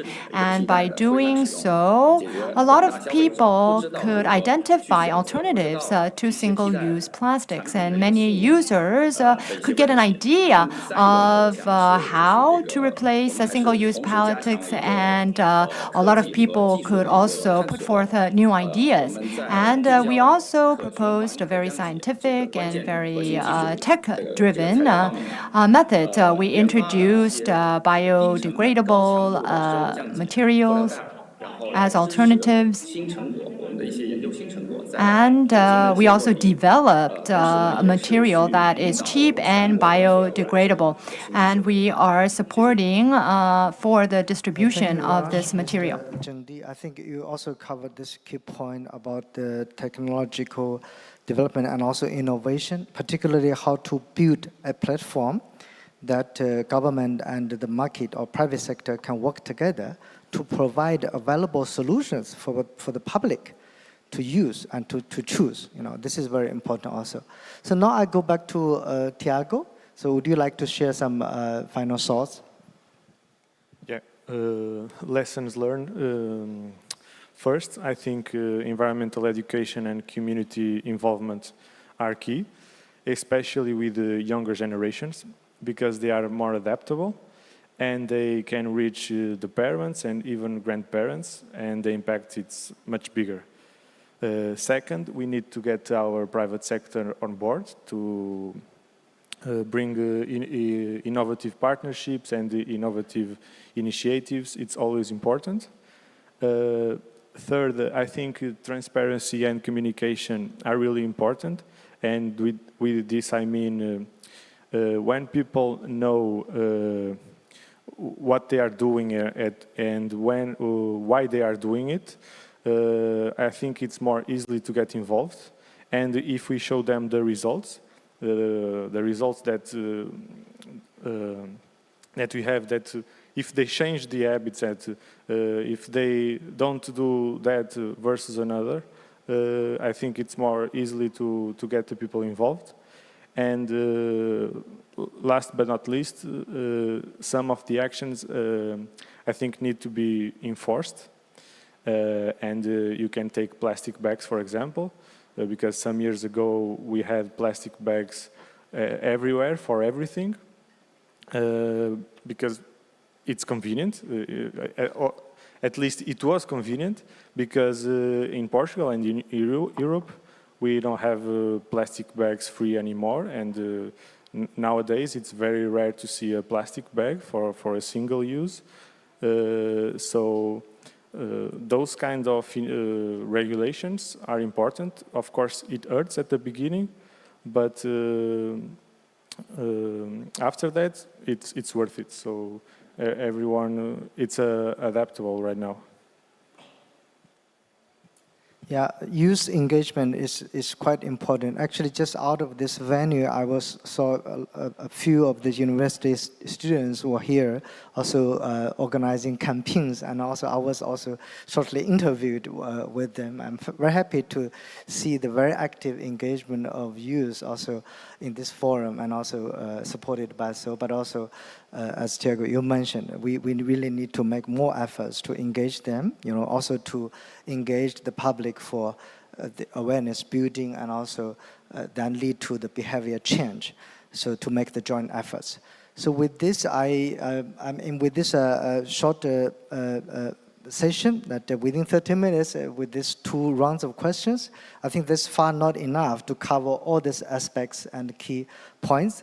But our 4 distinguished panelists already shared with us their unique initiatives in their city, but a lot of good plans, ideas for future exploration. I hope that after this session, we can continue this dialogue and discussion.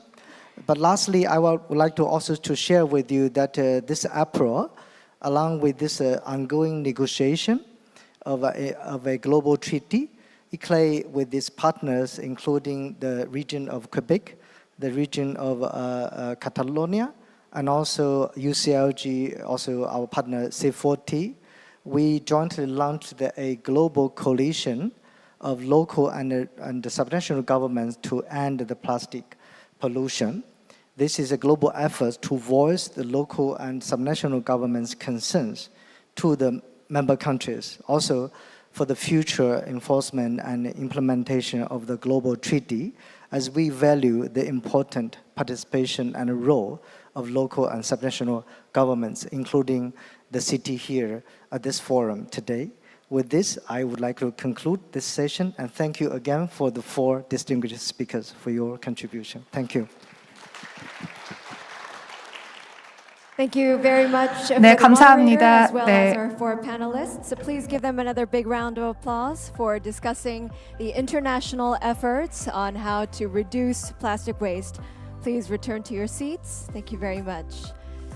네, 정말 플라스틱 사용을 줄이기 위한 국제적인 We have 노력을 heard 알려주신 the 네 efforts 분의 made by the 토론자분들과 International Society 모든 to 다시 한번 end the 감사드립니다. use of 네, plastic. 이렇게 오늘 준비했던 모든 So that 일정까지 concludes 마치게 the 되겠습니다. 2024 Seoul International Forum on Climate and Environment. Thank you all for your participation. This is the third year that we're holding this forum, and every year I think we are getting more and more insight. This year we talked about plastic usage, and we talked about climate change and efforts to overcome climate change. 올해는 플라스틱 오염에 대해서 또 As I 다시 mentioned 한번 earlier, the 생각해 topic 보실 this year was plastic pollution, 지속 가능한 and I think we were able to think again about plastic usage. And I hope that we can all rally behind zero plastic initiatives, and I hope that we can keep to look for ways to reduce plastic usage and plastic pollution. And I hope that all our efforts can come together so that we can protect Earth for that much longer. We actually do have an award ceremony, and we do have a lucky draw for our offline participants. So I would like to ask you to stay on, and also in order for us to improve, we would like to receive your feedback. We are going to send a survey link to your email, so please remember to fill out the survey. I would also like to thank all the moderators, the speakers, and the panelists who have taken part in this forum. And again, I would like to thank all participants who have stayed with us till the very end. And with that, I would like to conclude the 2024 Seoul International Forum on Climate and Environment. I am Ji-yeon Jo. Thank you again.